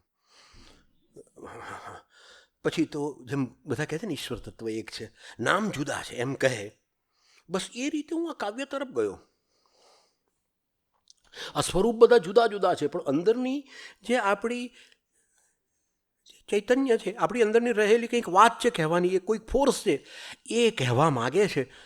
એ તો એક સરખો જ હોય છે. કાવ્યના સ્વરૂપ જુદા હોય, પણ મૂળ તો શુદ્ધ કવિતા, એની સાથે જ સંબંધ છે. અને જ્યાં સુધી આ તત્વ ના સમજાય ત્યાં સુધી ગમે તેટલી આ છાંદસ લખીએ કે ગઝલ લખીએ, ભ્રાંત અવસ્થા છે. ત્યાં સુધી ગમે તેટલી ઉંમર થઈ હોય, અંદર કૂપમંડુકતા જ છે.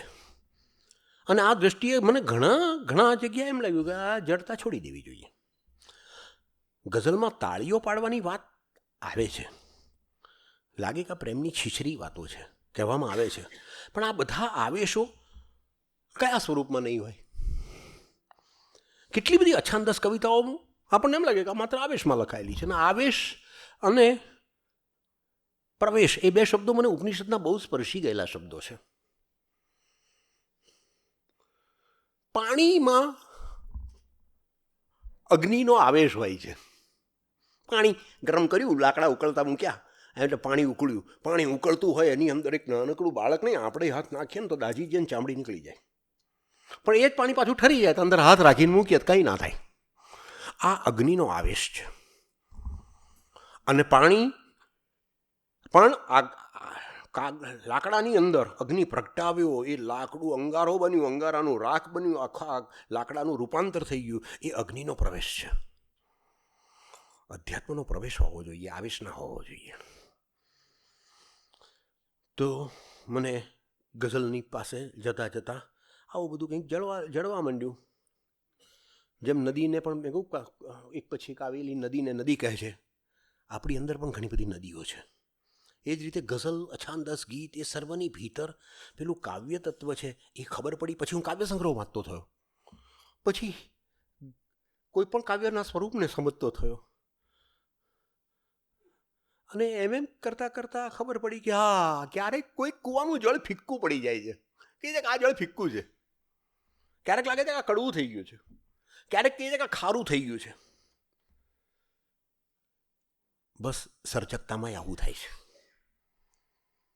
અને ફરી પાછું આ બધામાંથી પસાર થતાં મને સર્જન પ્રક્રિયા શુદ્ધ ગઝલ એક કૂવો અને તેના શુદ્ધ જળ જેવા લાગ્યા છે. જેમ કૂવામાં ડહોળાયેલું પાણી પીવાને લાયક નથી હોતું. લોકો છોકરાઓ તો રમતમાં એ કૂવામાં પથરા નાખીને પૂરી નાખે. એ જ રીતે ઘણીવાર પાણી ચોખ્ખું આવે, વાપરવાના ઉપયોગમાં લઈ શકાય એવું પીવા લાયક નથી હોતું.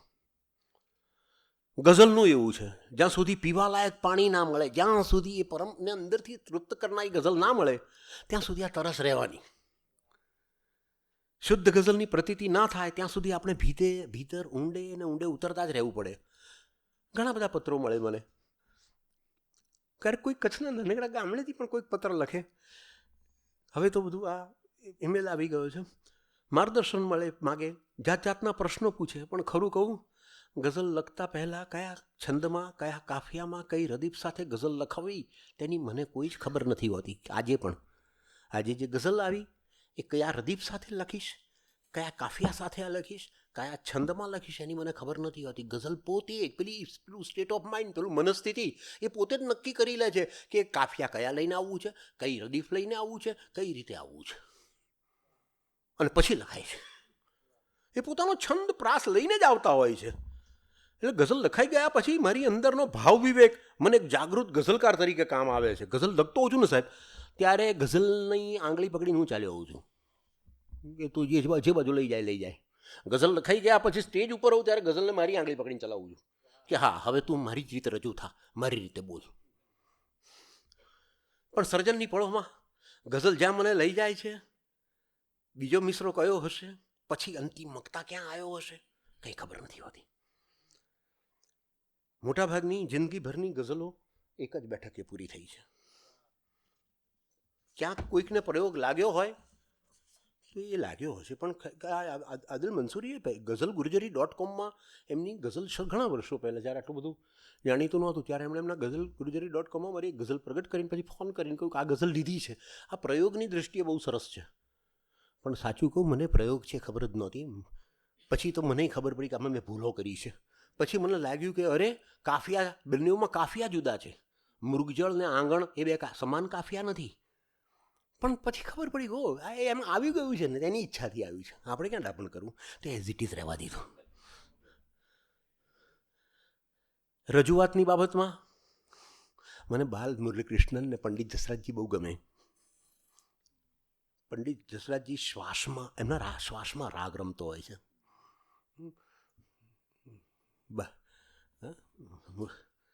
તો રાગને રમાડે છે.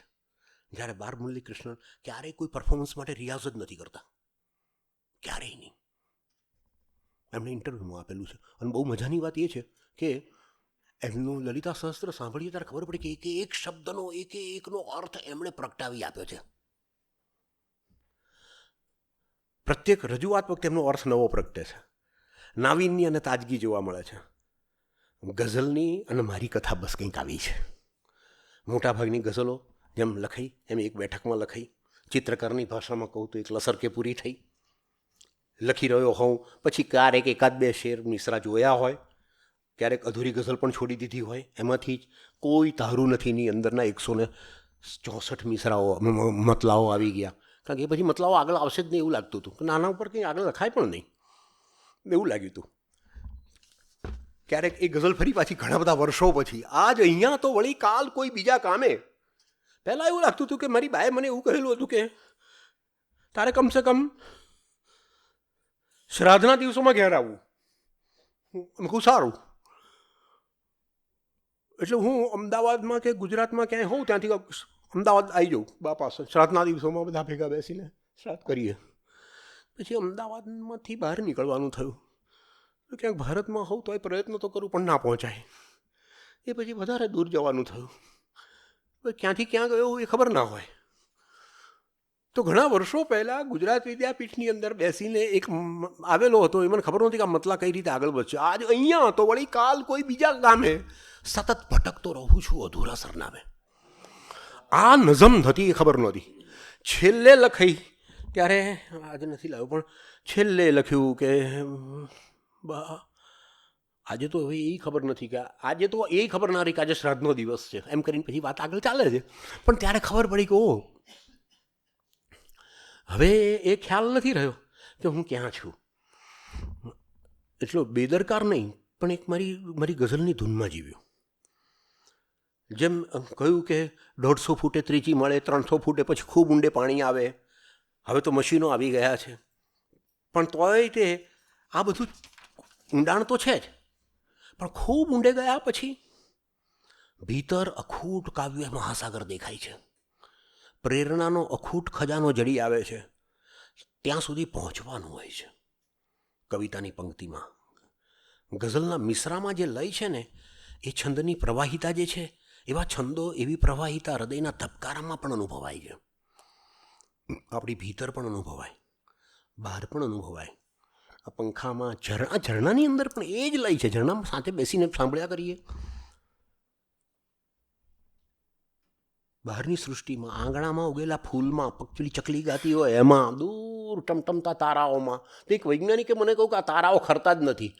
તો હું તો એમની આંખોમાં જોતો રહ્યો, પછી એમની બધી વાતો સાંભળતો રહ્યો કે તારાઓ જે ખરતા નથી એ કહીએ છીએ. તારાઓ, એ તો તારાઓ નથી ખરતા. તારાઓમાંથી ખરેલી જે ધૂળ હોય છે એના રંગો ખરતા હોય છે. ભારત પૃથ્વીના વાતાવરણના સંપર્કમાં આવે છે. આ બધું કંઈક સાંભળતું હતું, મજા આવતી હતી. પણ મેં કહ્યું તમે જે બોલો છો ને એનો લયમાં મને મજા આવે છે. તો આ જળ ભંડારની સાથે જોડાઈ ગયા પછી પ્રોસેસ તો ચાલુ રહે છે, પણ જે ગઝલો લખાય છે એ મને લાગે છે કે જીવાડે છે. પેલું કેથાર્સિસ કરતાં આવડી જાય છે, ભાવ વિરેચન, હૃદય ખોલતા આવડે છે. મને કોઈકે કહ્યું હતું કે બે ત્રણ મહિના કોરોના કાળમાં એકલા કઈ રીતે રહ્યા? તમે કહું કે અમે 3 જણ સંપીને રહીએ છીએ.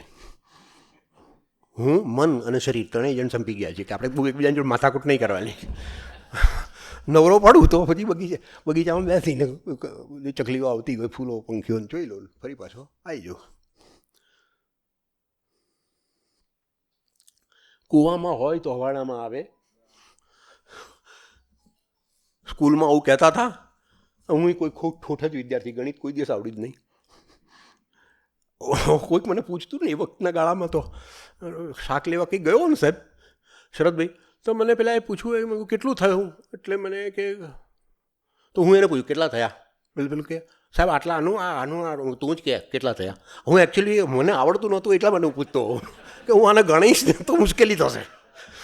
એટલે ઘણા હસી પડતા. કૂવો ખોદવો અને કૂવો હોવું એ શું ચીજ છે એ હવે સમજી ચૂક્યો છું.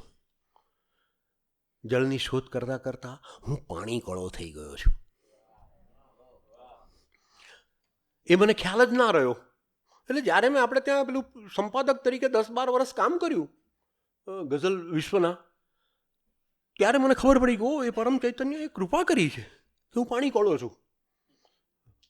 કવિને સૂંઘી લઉં છું, કઈની કવિતા સૂંઘી લઉં છું, પણ ખબર છે કે આ કવિમાં કંઈક કૃપા થયેલી છે, આ કવિ લખી શકશે, આ ભવિષ્યની અંદર આની પાસે શબ્દ આવશે, લય આવશે.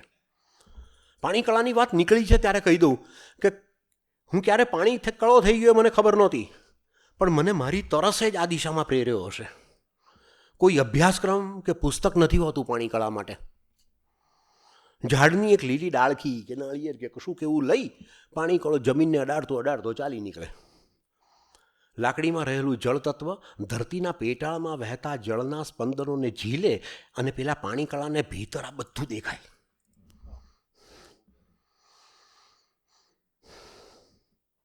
એ શોધી કાઢે અને પછી કહી દે અને અન્ય નાલ કરી દે. પોતે ભલે તરસ્યો હોય પણ એ જળ બતાવી દે ક્યાં છે. હું તો દેખાડી દઉં કે જળ ક્યાં છે, તને પીવાની ઉતાવળ ક્યાં છે. તો સ્થળની જેમ સમયમાં વિહરતા વિહરતા એ ખજાનો પામ્યો. હવે મને હું લાગુ છું પાણી કળો છું.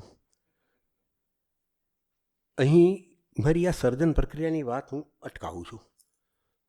આ ક્ષણે મને શૈદાનો એક શેર ગમે છે, તમે શોધો તમોને એ જ રીતે. હું ખોવાયા પછી મુજને જડ્યો છું. કોઈ આશા નહોતી કે કોઈ દિવસ મિસ્કીન આવી રીતે બધું લખશે કે ગઝલો લખશે. એક ગઝલ લખ્યા પછી બીજી લખાશે કે કેમ એ ખબર નથી હોતી, પણ લખાઈ. બરાબર ટાઈમ પૂરતો છે. પછી રામે ફોન કર્યો ને ત્યારે જરાક બહુ અઘરી રીતે વાત કરી દીધી હતી કે બધું કહેજો કે ગઝલમાં શું આવે છે ને કઈ રીતે. મને થયું કે હું ગઝલના સંદર્ભોની વાત કરીશ. તો મારે ગઝલ તો એક કહેવાનું મન હતું. રંગ છે, ગઝલની રદીફ છે, રંગ છે. અને મજાની વાત એવી હતી કે ગઝલ હમણાં લખી છે, ગયા મહિને. બાળપણથી અત્યાર સુધીની ગાળાની અંદર આખો ગાળામાં ઘણા વર્ષો પહેલાં 1978ની સાલ 17મી તારીખને ફેબ્રુઆરી મહિનો વિદ્યાપીઠમાં બેઠો હતો ને રામલાલભાઈ પરીખ ત્યાંના એમને રામલાલભાઈને કહ્યું, રામલાલભાઈ મને દેખાતું નથી. અને એમણે મને તાત્કાલિક નગરી હોસ્પિટલમાં ફોન કરીને મોકલ્યો. ડૉક્ટર દુધિયા આંખના તપાસ્યું, બધું દવાઓ લખી આપી. ત્યારથી લઈને દુનિયાભરના ડૉક્ટરોને બતાવી દીધું આંખોનું, ચાલ્યા.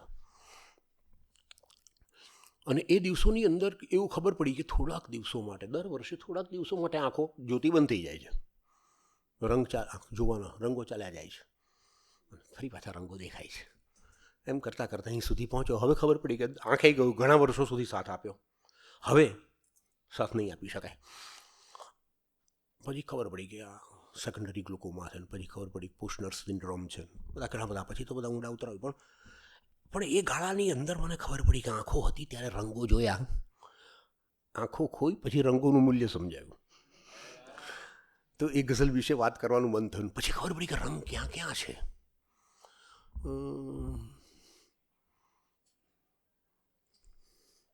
મર્સિડીઝનું જે હેડલાઇન લખી છે ડેવિડ ઓગિલવીએ, એને લખી છે એમાં રામ મજા તને પડશે એટલા માટે કે આ જિંદગીભર ઓગિલવીએ હેડલાઇનો લખી, મિલિયન બિલિયન ને ટ્રિલિયન ડોલરોની અંદર બધું O&M કંપની ચાલી, પણ એમના બધા જ સ્મરણો એમણે બ્રેડ ને બિયર એવા એક આત્મકથામાં લખ્યા છે, અને બધા એમાં બાળપણની જ વાતો આવે છે. મેં તને સાંભળ્યું ત્યારે ખબર પડી બાળપણ કેટલું બધું મહત્ત્વનું આપણા જીવનમાં પોષક બનતું હોય છે. એમણે બાળપણની બધી યાદો, અને બાળપણની યાદોમાં પિતાના ખોળામાં બેસીને સિગ્રામમાં જતા હોય અને ખખડત પેલી ચાલતી હોય, એની અંદરથી એમને ખ્યાલ આવ્યો કે દુનિયામાં એવી તો કોઈ મોટર હોવી જોઈએ જેમાં 1 સેકન્ડ કાંટાનો જ અવાજ સંભળાય, અને એમાંથી આ મર્સિડીઝ તરફ જાય છે. આ બધી બાળપણની યાદો. તો આ રંગ ક્યારેક આ એક ગઝલની પાછળ હું જોવા જાઉં તો ક્યારેક ઘણા બધા મહિના કે વર્ષો અંદર ક્યાંક પ્રોસેસ તો ચાલતી હતી. હું ભલે કહું છું કે લસરકામાં લખાઈ ગઈ છે, પણ ક્યાંક પ્રોસેસ તો એની ચાલતી હતી. ક્યાંક કશુંક જોયું હતું, ઝીલાયું હતું. અને જે કંઈ જોઈએ છે ને, અત્યારે તમે મને સાંભળી રહ્યા છો ને, જે કંઈ આ બધો સંસ્કાર બની જાય છે, માત્ર એક ચોક્કસ સમયે બહાર આવે છે. એટલે સંસ્કાર પાણીના ટ્રેક જેવા છે.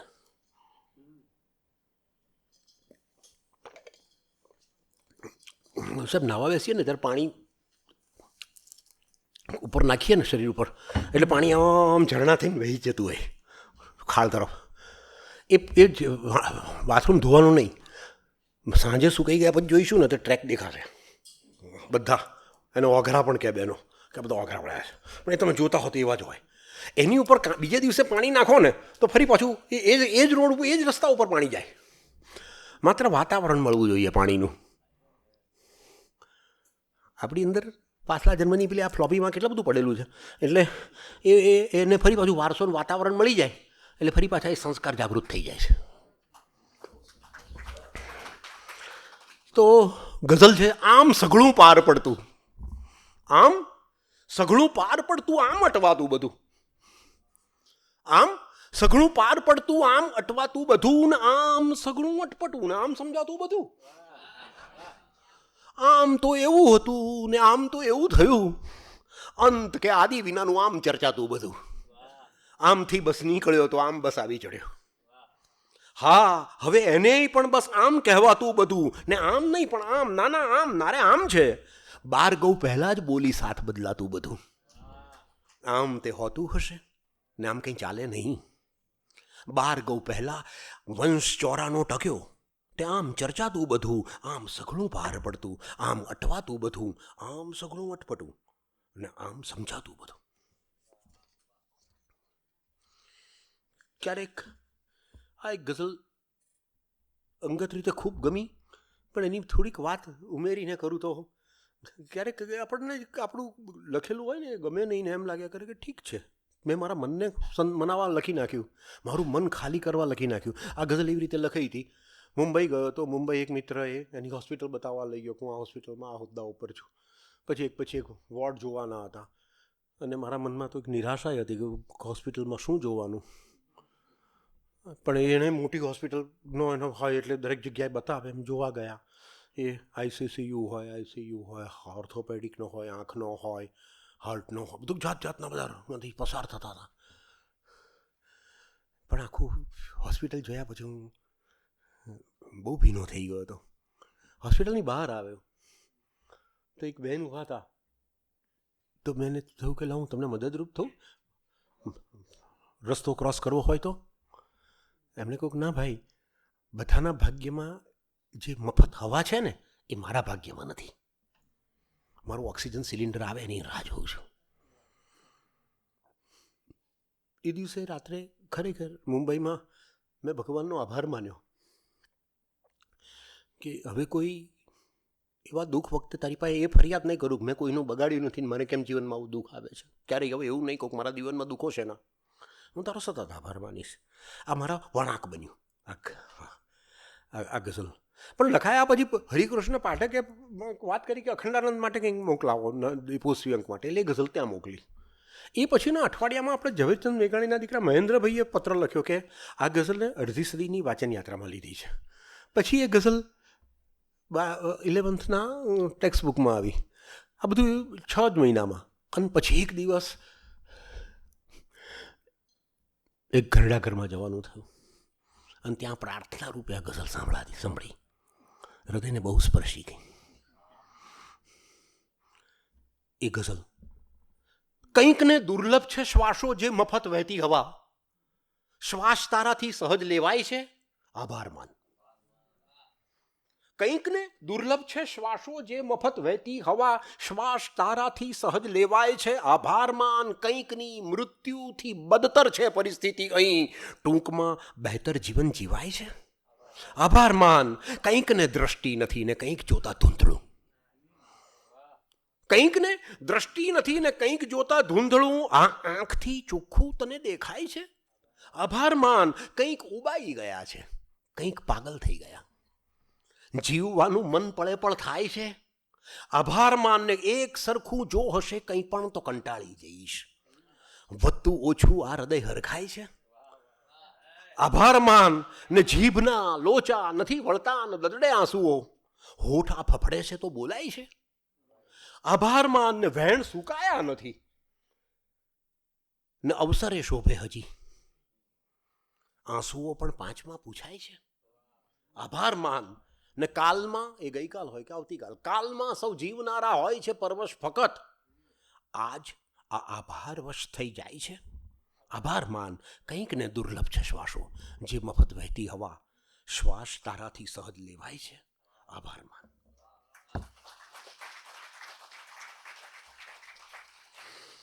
દેહ તો જાશે બળી, તું ક્યાં જશે? દેહ તો જાશે બળી, તું ક્યાં જશે? સૌ જશે પાછા વળી, તું ક્યાં જશે? છેલ્લી પણ છે, સમજી લો, ગોઠવી દીધા છે. હા, દેહ તો જાશે બળી, તું ક્યાં જશે? ને સૌ જશે પાછા વળી, તું ક્યાં જશે? ને રોજ પાછો આવતો તો સાંજના, એ ઘરેથી નીકળી તું ક્યાં જશે? રોજ પાછો આવતો તો સાંજના, એ ઘરેથી નીકળી તું ક્યાં જશે? ને દેહ મન બંને કાંઠે તું વહે, બેઉ કાંઠે ખળખળી તું ક્યાં જશે? ઉગશે ક્યારે ફરી ને કઈ તરફ, ક્યારે ક્યાં જન્મ નવો લઈશું? સાંજની સાથે ઢળી તું ક્યાં જશે? દેહ તો જાશે બળી, તું ક્યાં જશે? સૌ જશે પાછા વળી, તું ક્યાં જશે? ક્યારેક એવું લાગતું હતું નાનો તો ત્યારે કે આ બધા પેઇન કિલર કેમ આપે છે? બ્રુફેન લેવાની, માથું દુખતું હોય તો, ફ્રેક્ચર થયું હોય તોય બ્રુફેન, ઢીચણ દુખતા હોય તો બ્રુફેન, પગમાં દુખતું હોય તોય બ્રુફેન. પછી ઘણા બધા વર્ષો પછી પેલા મેડિકલ જર્નલની અંદર વાંચ્યું કે આ પેઇન કિલર છે, અને એ તો આપણા મગજના જ્ઞાનતંતુઓને ચોક્કસ કલાક માટે બહેરા કરી દે છે. પેઇન તો ત્યાંનું ત્યાં જ છે. કેવળ સતત પ્રતીક્ષા. આપણે જિંદગીમાં કેટલા બધા પેઇન કિલરો મળ્યા છે. કેવળ સતત પ્રતીક્ષા, ભણકાર પેઇન કિલર. ભણકારા વાગે છે ને. કેવળ સતત પ્રતીક્ષા, ભણકાર પેઇન કિલર. તું છે નથીની વચ્ચે અણસાર પેઇન કિલર. કણકણમાં છુપેલો છે નિર્ગુણ એ નિરાકારી, કરવા કૃપા ધર્યા તે આકાર પેઇન કિલર. અજવાળું જ્ઞાનનું તો પીડે છે દજાડે છે, અજવાળું જ્ઞાનનું તો પીડે છે દજાડે છે, અજ્ઞાનથી ભર્યો આ અંધાર પેઇન કિલર. દર્દો ઘણા હઠીલા, શેમ મૂળથી મટે એ, આ સર્વ દિલાસાઓ ઉપચાર પેઇન કિલર. હા, કોઈ પણ હિસાબે તારો જ તું બની જા. હા, કોઈ પણ હિસાબે તારો જ તું બની જા. આ બહારના બધાએ આધાર પેઇન કિલર. લાગ્યું ઘણી વેળા દુઃખ જોઈ જિંદગીના તહેવાર ને બધા આ વ્યવહાર પેઇન કિલર. આપી ગયા છે પીડા મિસ્કીન જીવનભરની. સંતોએ ગણાવ્યો તો જે પ્યાર પેઇન કિલર. કેવળ સતત પ્રતીક્ષા ભણકાર પેઇન કિલર. તું છે નથી ની વચ્ચે અણસાર પેઇન કિલર.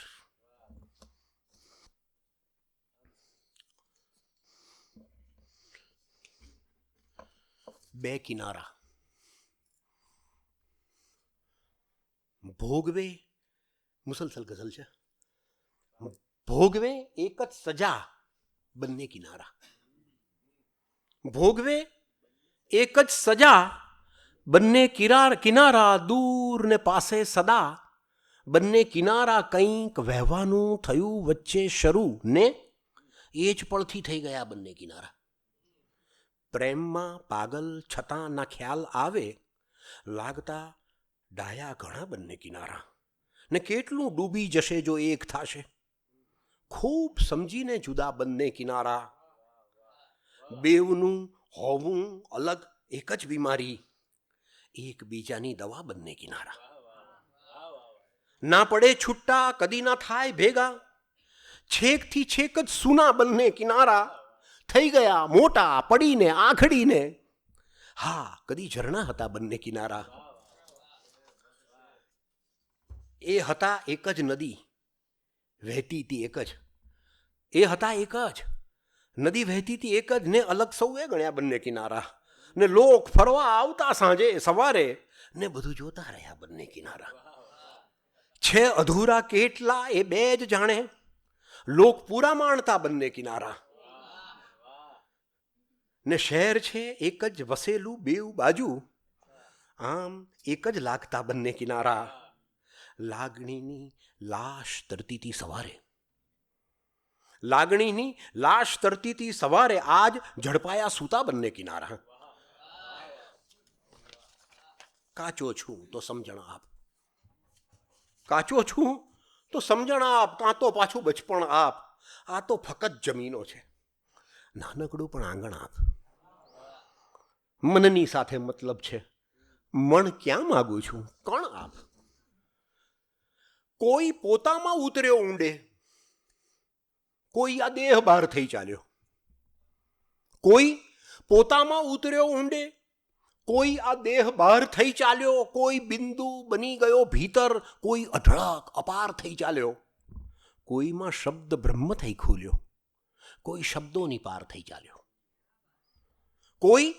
કોઈમાં શબ્દ બ્રહ્મ થઈ ખુલ્યો, કોઈ શબ્દોની પાર થઈ ચાલ્યો. સાવ ખાલી થઈ ગયો કોઈ ને કોઈ બેસુમાર થઈ ચાલ્યો. કોઈ આનંદમય થયો હરપળ ને કોઈ અશ્રુધાર થઈ ચાલ્યો. કોઈ બેઠો બધુંય ભૂલીને, કોઈ સ્મરણોની હાર થઈ ચાલ્યો. આ પશુ પંખી માનવી પુષ્પો કોઈને તીર્થ સમ બધું લાગ્યું. કોઈ પોતે જ પરમ પાવનનું આગવું તીર્થ દ્વાર થઈ ચાલ્યો. કોઈ સાધુ ને કોઈ સંસારી, ભક્ત કોઈ અને કોઈ યોગી. એકના ભાગ બધા એ પાડ્યા, એ 1000 થઈ ચાલ્યો.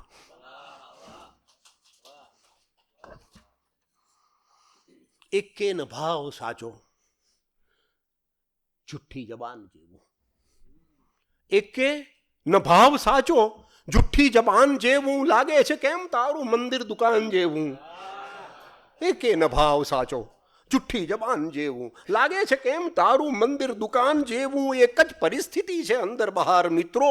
હું સાચવી શક્યો છું તેથી સ્વમાન જેવું. જ્ઞાની બધા તબીબો ને દર્દ પણ હઠીલું. લાગ્યું છે હર અખતરે સાચા નિદાન જેવું. કાયમ નદી બનીને ખળખળ જીવન વહ્યું છે. કાયમ નદી બનીને ખળખળ જીવન વહ્યું છે. કાયમ નદી કિનારે જોયું સ્મશાન જેવું. દેખાય આંખ સામે પાસે નહીં જરાય. મિસ્કીન સુખ મળ્યું છે આસમાન જેવું. દેખાય આંખ સામે પાસે નહીં જરાય. મિસ્કીન સુખ મળ્યું છે આ આસમાન જેવું એકે ન ભાવ સાચો, જુઠ્ઠી જબાન જેવું, લાગે છે કેમ તારું મંદિર દુકાન જેવું. એક ગઝલ કહેવાનું મન વધારે થાય અંગત, મુશાયરામાં કાયમ રજૂ કરી, પણ દેરી મને ટાઈમ થાય એટલે કહી દેજો બેટા, જે કહી દેજો. હો દે હે 12 મિનિટ છે બસ, તો 12 મિનિટમાં તો હું ઘણું બોલી નાખીશ. હા પેલો આકાશવાણીવાળા બેઠા છે સામે, એ લોકો તો 9 મિનિટ ને 8 મિનિટ કે એટલે એટલા ગાળાની અંદર હું કટ કરી લઉં કે બરાબર કેટલું મારે બોલવાનું, ક્યાંથી વાત વાળી લેવાની. દેરી મંદિર શોધી શોધી લોક નિરંતર ફર્યા કરે છે. દેરી મંદિર શોધી શોધી લોક નિરંતર ફર્યા કરે છે. રોજ રોજ સરનામું બદલી જાણે ઈશ્વર ફર્યા કરે છે. રસ્તા જોયા, વાહન જોયા, વિચારને પણ જોતા શીખ્યો. હું પણ મારી બાની આંગળી મોટો થયો એટલે ઘણી બધી વસ્તુઓ એની નજર જ જોઈ, અને એ બિલકુલ અભણ હતી. મજાની વાત એટલી જ છે, એ સૌરાષ્ટ્રની ગામડાની એક અભણ સ્ત્રી, એનાથી વધારે એને કોઈ ઉપનિષદ કશું નહીં. પણ હું સ્કૂલે મને રોજ મૂકવા આવે સીએનમાં, અને સીએનમાં મૂકવા જાય ત્યારે આ બાજુ ઊભી રહે અને પછી કે રસ્તો ક્રોસ કરી લે, રસ્તો ઓળંગી જા. એટલે રસ્તો ઓળંગું. હું ક્યાં સુધી રોજ તને રસ્તો ઓળંગાવીશ, જાતે કર. તો જાતે ઓળંગું. એક દિવસ મેં હિંમત કરીને રસ્તો અડધો ઓળંગ્યો તો બહુ અઘરું હતું. મોટર આવે, સ્કૂટર આવે, સાયકલ આવે, ફરી પાછી રિક્ષા આવે, ફરી પાછી ટ્રક આવે. બહુ અઘરું છે. બાકી જાતું અને આંખોથી જ કે હું અડધો રસ્તે ગયો, પછી એની સામે જો જામ જીતી ગયો હોઉં એમ. તો એણે મને કહ્યું હવે એ રીતે બીજી બાકીનો રસ્તો ક્રોસ કર. તો બાકીનો રસ્તો ક્રોસ કર્યો. બસ આ પાછી રોજનું થઈ ગયું, રોજ મને રસ્તો ક્રોસ કરાવે ને રોજ હું જતો રહું એ બાજુ. મોટો થયો એટલે મને કે હવે રોજ સવારે ઉઠીને મંત્ર કરવાનો, પૂજા કરવાની.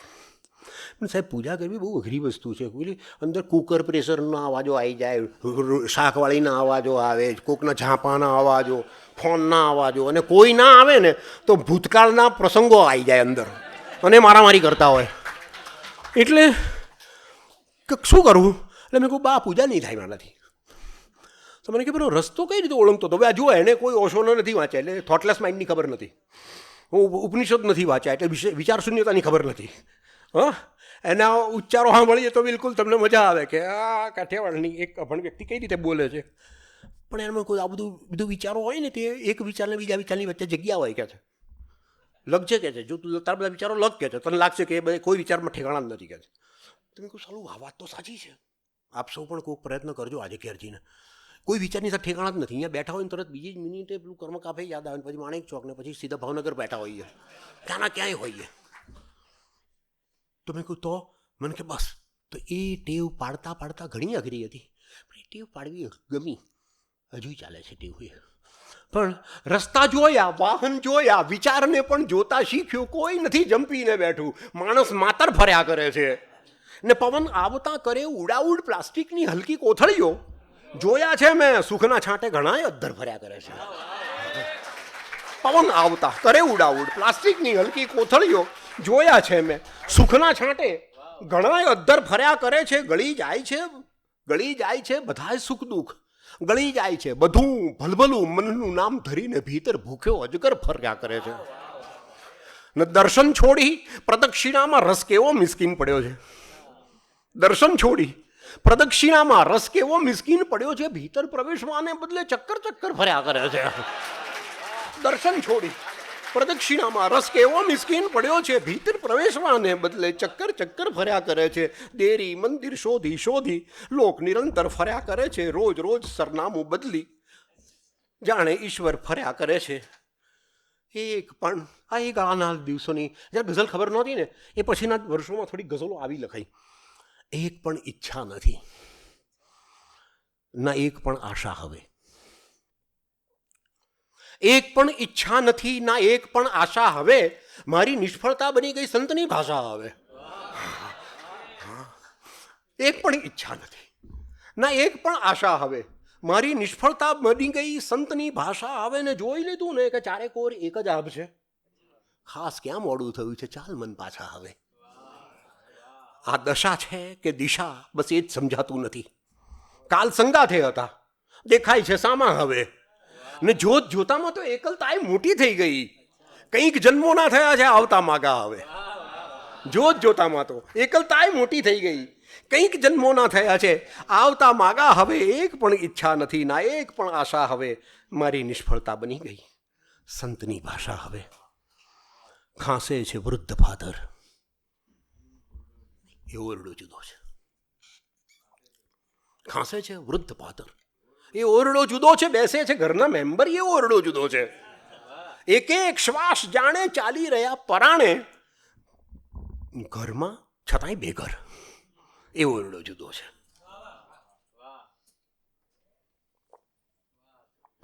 એક એક શ્વાસ જાણે ચાલી રહ્યા પરાણે, ઘરમાં છતાંય બેઘર, એ ઓરડો જુદો છે. મહેમાન કોઈ આવે, વાતો જૂની સુણાવે, લાગે કદીક પળભર, એ ઓરડો જુદો છે. ને ઘરમાં જૂનું જે થાતું બદલાઈ તરત જાતું, બદલાય ના તસુ પર, એ ઓરડો જુદો છે. મૃત્યુ પછી પિતાના ખર્ચો કરી સજાવ્યો, લાવ્યા ખરીદી ઈશ્વર, એ ઓરડો જુદો છે. ખાંસે છે વૃદ્ધ ફાધર, એ ઓરડો જુદો છે. બેસે છે ઘરના મેમ્બર, એ ઓરડો જુદો છે.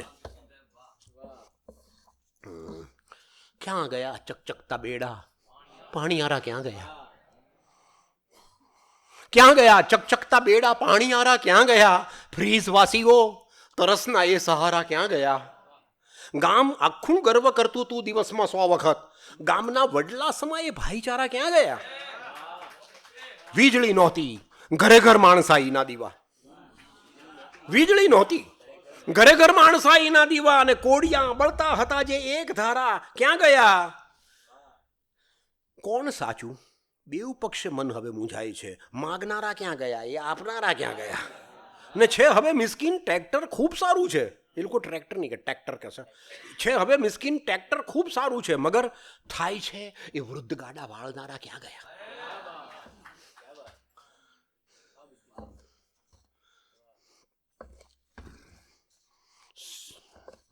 મોટા ભાગે જે જાણીતી છે એ કવિતા નથી વાંચતો, એટલે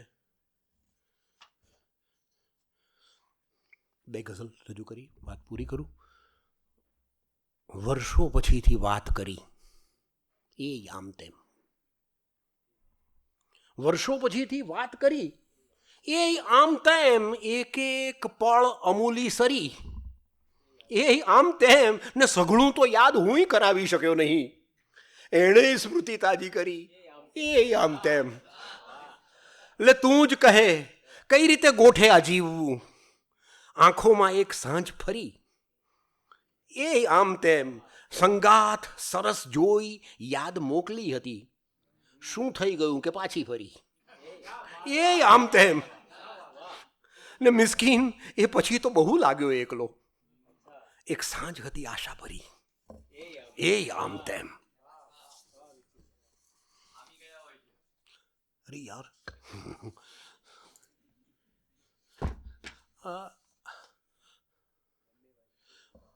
આને એક વાત કરીને રામે, એક મને ગમી ગઈ હતી. એનો એક એવો મતલબ મારાથી થાય, એક શેર હતો, નહીં સમજી શકે તું, સાવ સમજણ બહાર જીવું છું.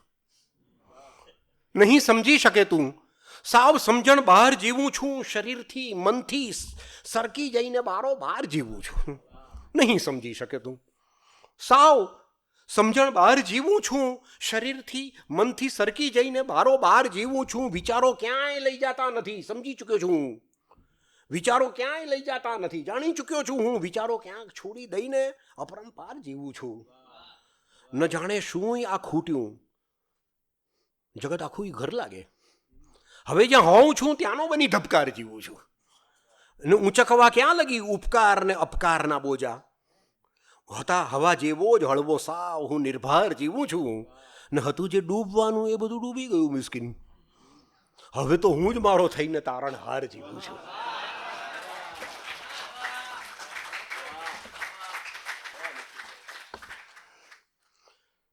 વિશ્વ, છેલ્લી ગઝલ છે. વિશ્વ પાસેથી મળ્યું જે કંઈ કરું સાદર પરત. વિશ્વ પાસેથી મળ્યું જે કંઈ કરું સાદર પરત. વૃક્ષ, પંખી, પર્વતો, ઝરણા અને સાગર પરત. જિંદગીભર માનતો રહ્યો કે આ પર્વત મારો છે, જિંદગીભર માન્યા કરું કે આ ઝરણા મારા છે. વૃક્ષ પંખી પર્વતો ઝરણા અને સાગર પરત, બાળપણથી આજ લગ્નના પ્રશ્ન ને ઉત્તર પરત, લાગણી ને સ્વપ્ન આશાઓ સ્વયં અંતર પરત, દેવતા ગુરુ પિતૃઓનું ઋણ ભર્યું જીવતર પરત, ચોપડે જે ચિતર્યા એ અક્ષરે અક્ષર પરત, એકલા બેસી વગાડ્યું ખૂબ એ જંતર પરત, હોંશથી સૌએ ઉકેલ્યા એ બધા અવસર પરત. એ જ ઈચ્છા કોઈનું પણ ઋણ ના બાકી રહો, એ જ ઈચ્છા કોઈનું પણ ઋણ ના બાકી રહો. ઓ ધરા લે ઘર પરત, ઓ કાળ લે ઉંમર પરત.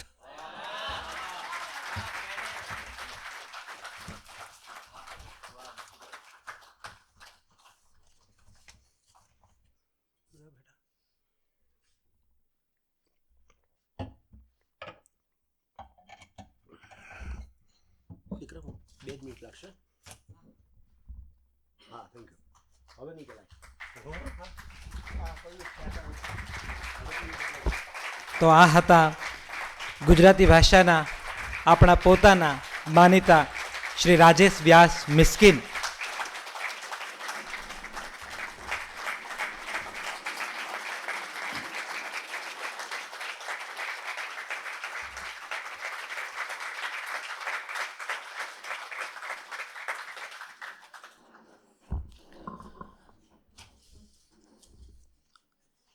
ઈચ્છાઓ, સપનાઓ, સંબંધો અને કરવા ધરેલા કામ હંમેશા પાર પડે એવું જરૂરી નથી એવું આ કવિ કહે છે.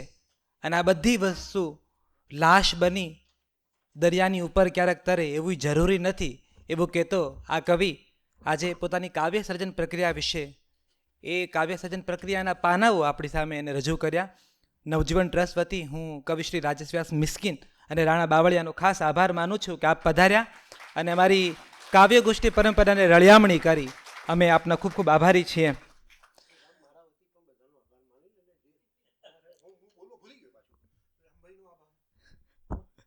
તમારો રાજીપો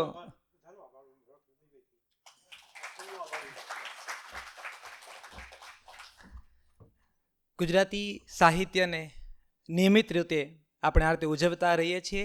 છેલ્લા 2 રવિવાર પહેલાં જ આપણે નવજીવન ટોક્સના 100 કાર્યક્રમની પૂર્ણાહુતિ કરી અને આપણે ઉત્સવ ઉજવ્યો. આ પરંપરા 100મા કાર્યક્રમના આજે અમારો 102મો કાર્યક્રમ પૂર્ણ થયો. આ રીતે અમે નિયમિત અઠવાડિયા મહિનામાં 4 પ્રકારના કાર્યક્રમ કરીએ છીએ. દરવાજા પાસે ડાયરી રાખી છે, આપ આપનો વોટ્સઅપ નંબર ત્યાં નોંધાવી શકો છો.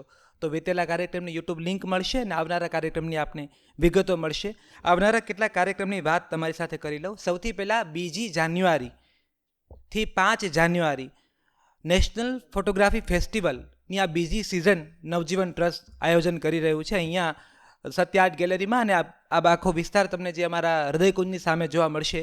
ભારતના ખૂબ જાણીતા ખ્યાતનામ અને અવોર્ડથી પોખાયેલા એવા ફોટોગ્રાફર આવી પોતાનું કામનું પ્રદર્શન કરશે અને દરરોજ સાંજે આ ફોટોગ્રાફર્સ પોતાના કામ વિશે સંવાદ કરશે. તો 2 જાન્યુઆરીથી 5મી જાન્યુઆરી આ નેશનલ ફોટોગ્રાફી ફેસ્ટિવલનું આયોજન નવજીવન કરે છે. એમાં આપ સૌને પધારવા માટે સાદર નિમંત્રણ પાઠવું છું. એ સિવાય 12 જાન્યુઆરી રવિવારે સાંજે 5 વાગે હિમાંશી શેલત પધારી રહ્યા છે. ગુજરાતી ભાષાના ખૂબ મોટા વાર્તાકાર સર્જક હિમાંશી શેલત પોતાની કેફિયત વિશે વાત કરવાના છે. એ પછી 20 જાન્યુઆરી અને 20 જાન્યુઆરી સોમવાર સાંજે 6 વાગે હિન્દી સાહિત્યકાર દિવ્યપ્રકાશ દુબે પધારી રહ્યા છે. નવી પેઢી આ સર્જકને ખૂબ વાંચે છે અને નઈ વાલી હિન્દી એક આખો નવો પ્રકાર લોકપ્રિય થયો છે. એમાં દિવ્યપ્રકાશ દુબે મોખરાનું નામ છે. એ પછી 26 જાન્યુઆરીને રવિવાર ભરત મહેતા પ્રભુદાસ ગાંધી લિખિત જીવનનું પરોઢ એ પુસ્તક વિશે ભરત મહેતા વાત કરવાના છે. 1 ફેબ્રુઆરીને શનિવાર કાવ્યગોષ્ઠી પરંપરામાં 2 યુવા કવિઓ આવવાના છે અને બંને યુવા કવિઓ પોતાની કાવ્ય સર્જન પ્રક્રિયા વિશે વાત કરશે અને કવિતા વિશે જુગલ દરજી અને રિંકુ રાઠોડ આ 2 યુવા કવિઓ કાવ્યગોષ્ઠી પરંપરામાં આવી રહ્યા છે.